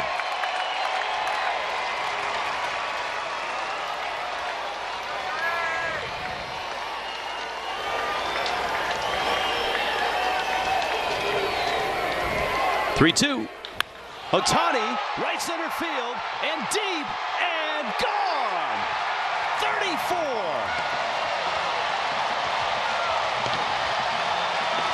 Tracking the baseball, Ohtani showing the elite speed on an infield hit, showing the power to right center. 34th home run of the year. 2 more RBIs. And you always love this when these two are greeting at home plate. With Iglesias, Shohei Ohtani. 74 RBIs to go along with those 34 home runs. Look at where that pitch was. That's way out of the zone. Look at that. That's called coverage and tracking the baseball.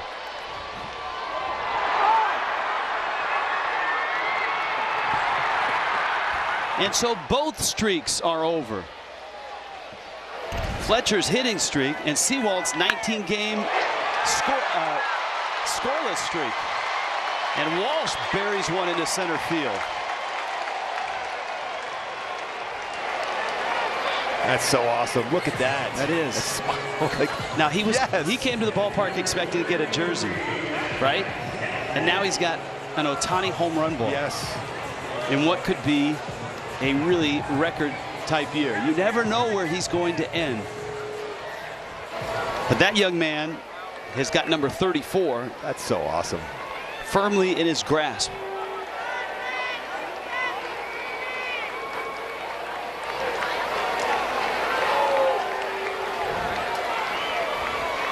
Kendall Graveman is warming up, and that's for the Angels. The rally here, the homer by Ohtani, Walsh's hit, and remember they had hits off of Sewald, who finished the game on Friday night.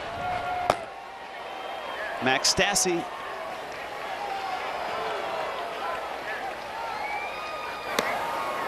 That's out.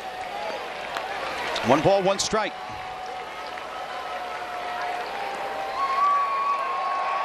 Just incredible. Shohei Ohtani beats out a ground ball to the first baseman, and then he hits a home run on a pitch out of the strike zone. Unreal. And after going 1 for 11 in this series, he walks twice and has 2 hits, including a homer. That's a strike to Stassi. That's 1 and 2. He said, Vlad Jr., not that close, yes.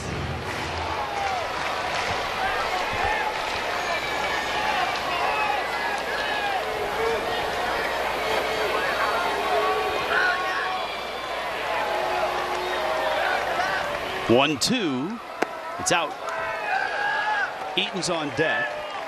Which would represent the tying run. And of course, you threw out what seemed like fantasy that you wanted to see another at bat for Brandon Marsh. It's going to take a few more hits, but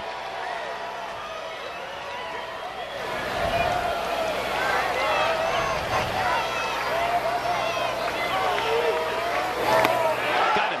2-2. Slider couldn't check, and Seattle has taken the series, and they did it with power pitching and home runs. The Angels rally late, and our player of the game, brought to you by Toyota, is Shohei Ohtani. 2 for 3 today, the 2-run homer, 2 walks, that incredible race up the line to beat out the base hit at first. But the Mariners push their record to 50-44, and the Angels drop back to 500 at 46-46. And it's on to Oakland for the Angels. Mark Gubiza, I'll see you when the Twins. Great job, man. And By the way, Angels. Shohei's going to be on the mound. Having no run. That's tomorrow night. Stick around. Angels Live is next.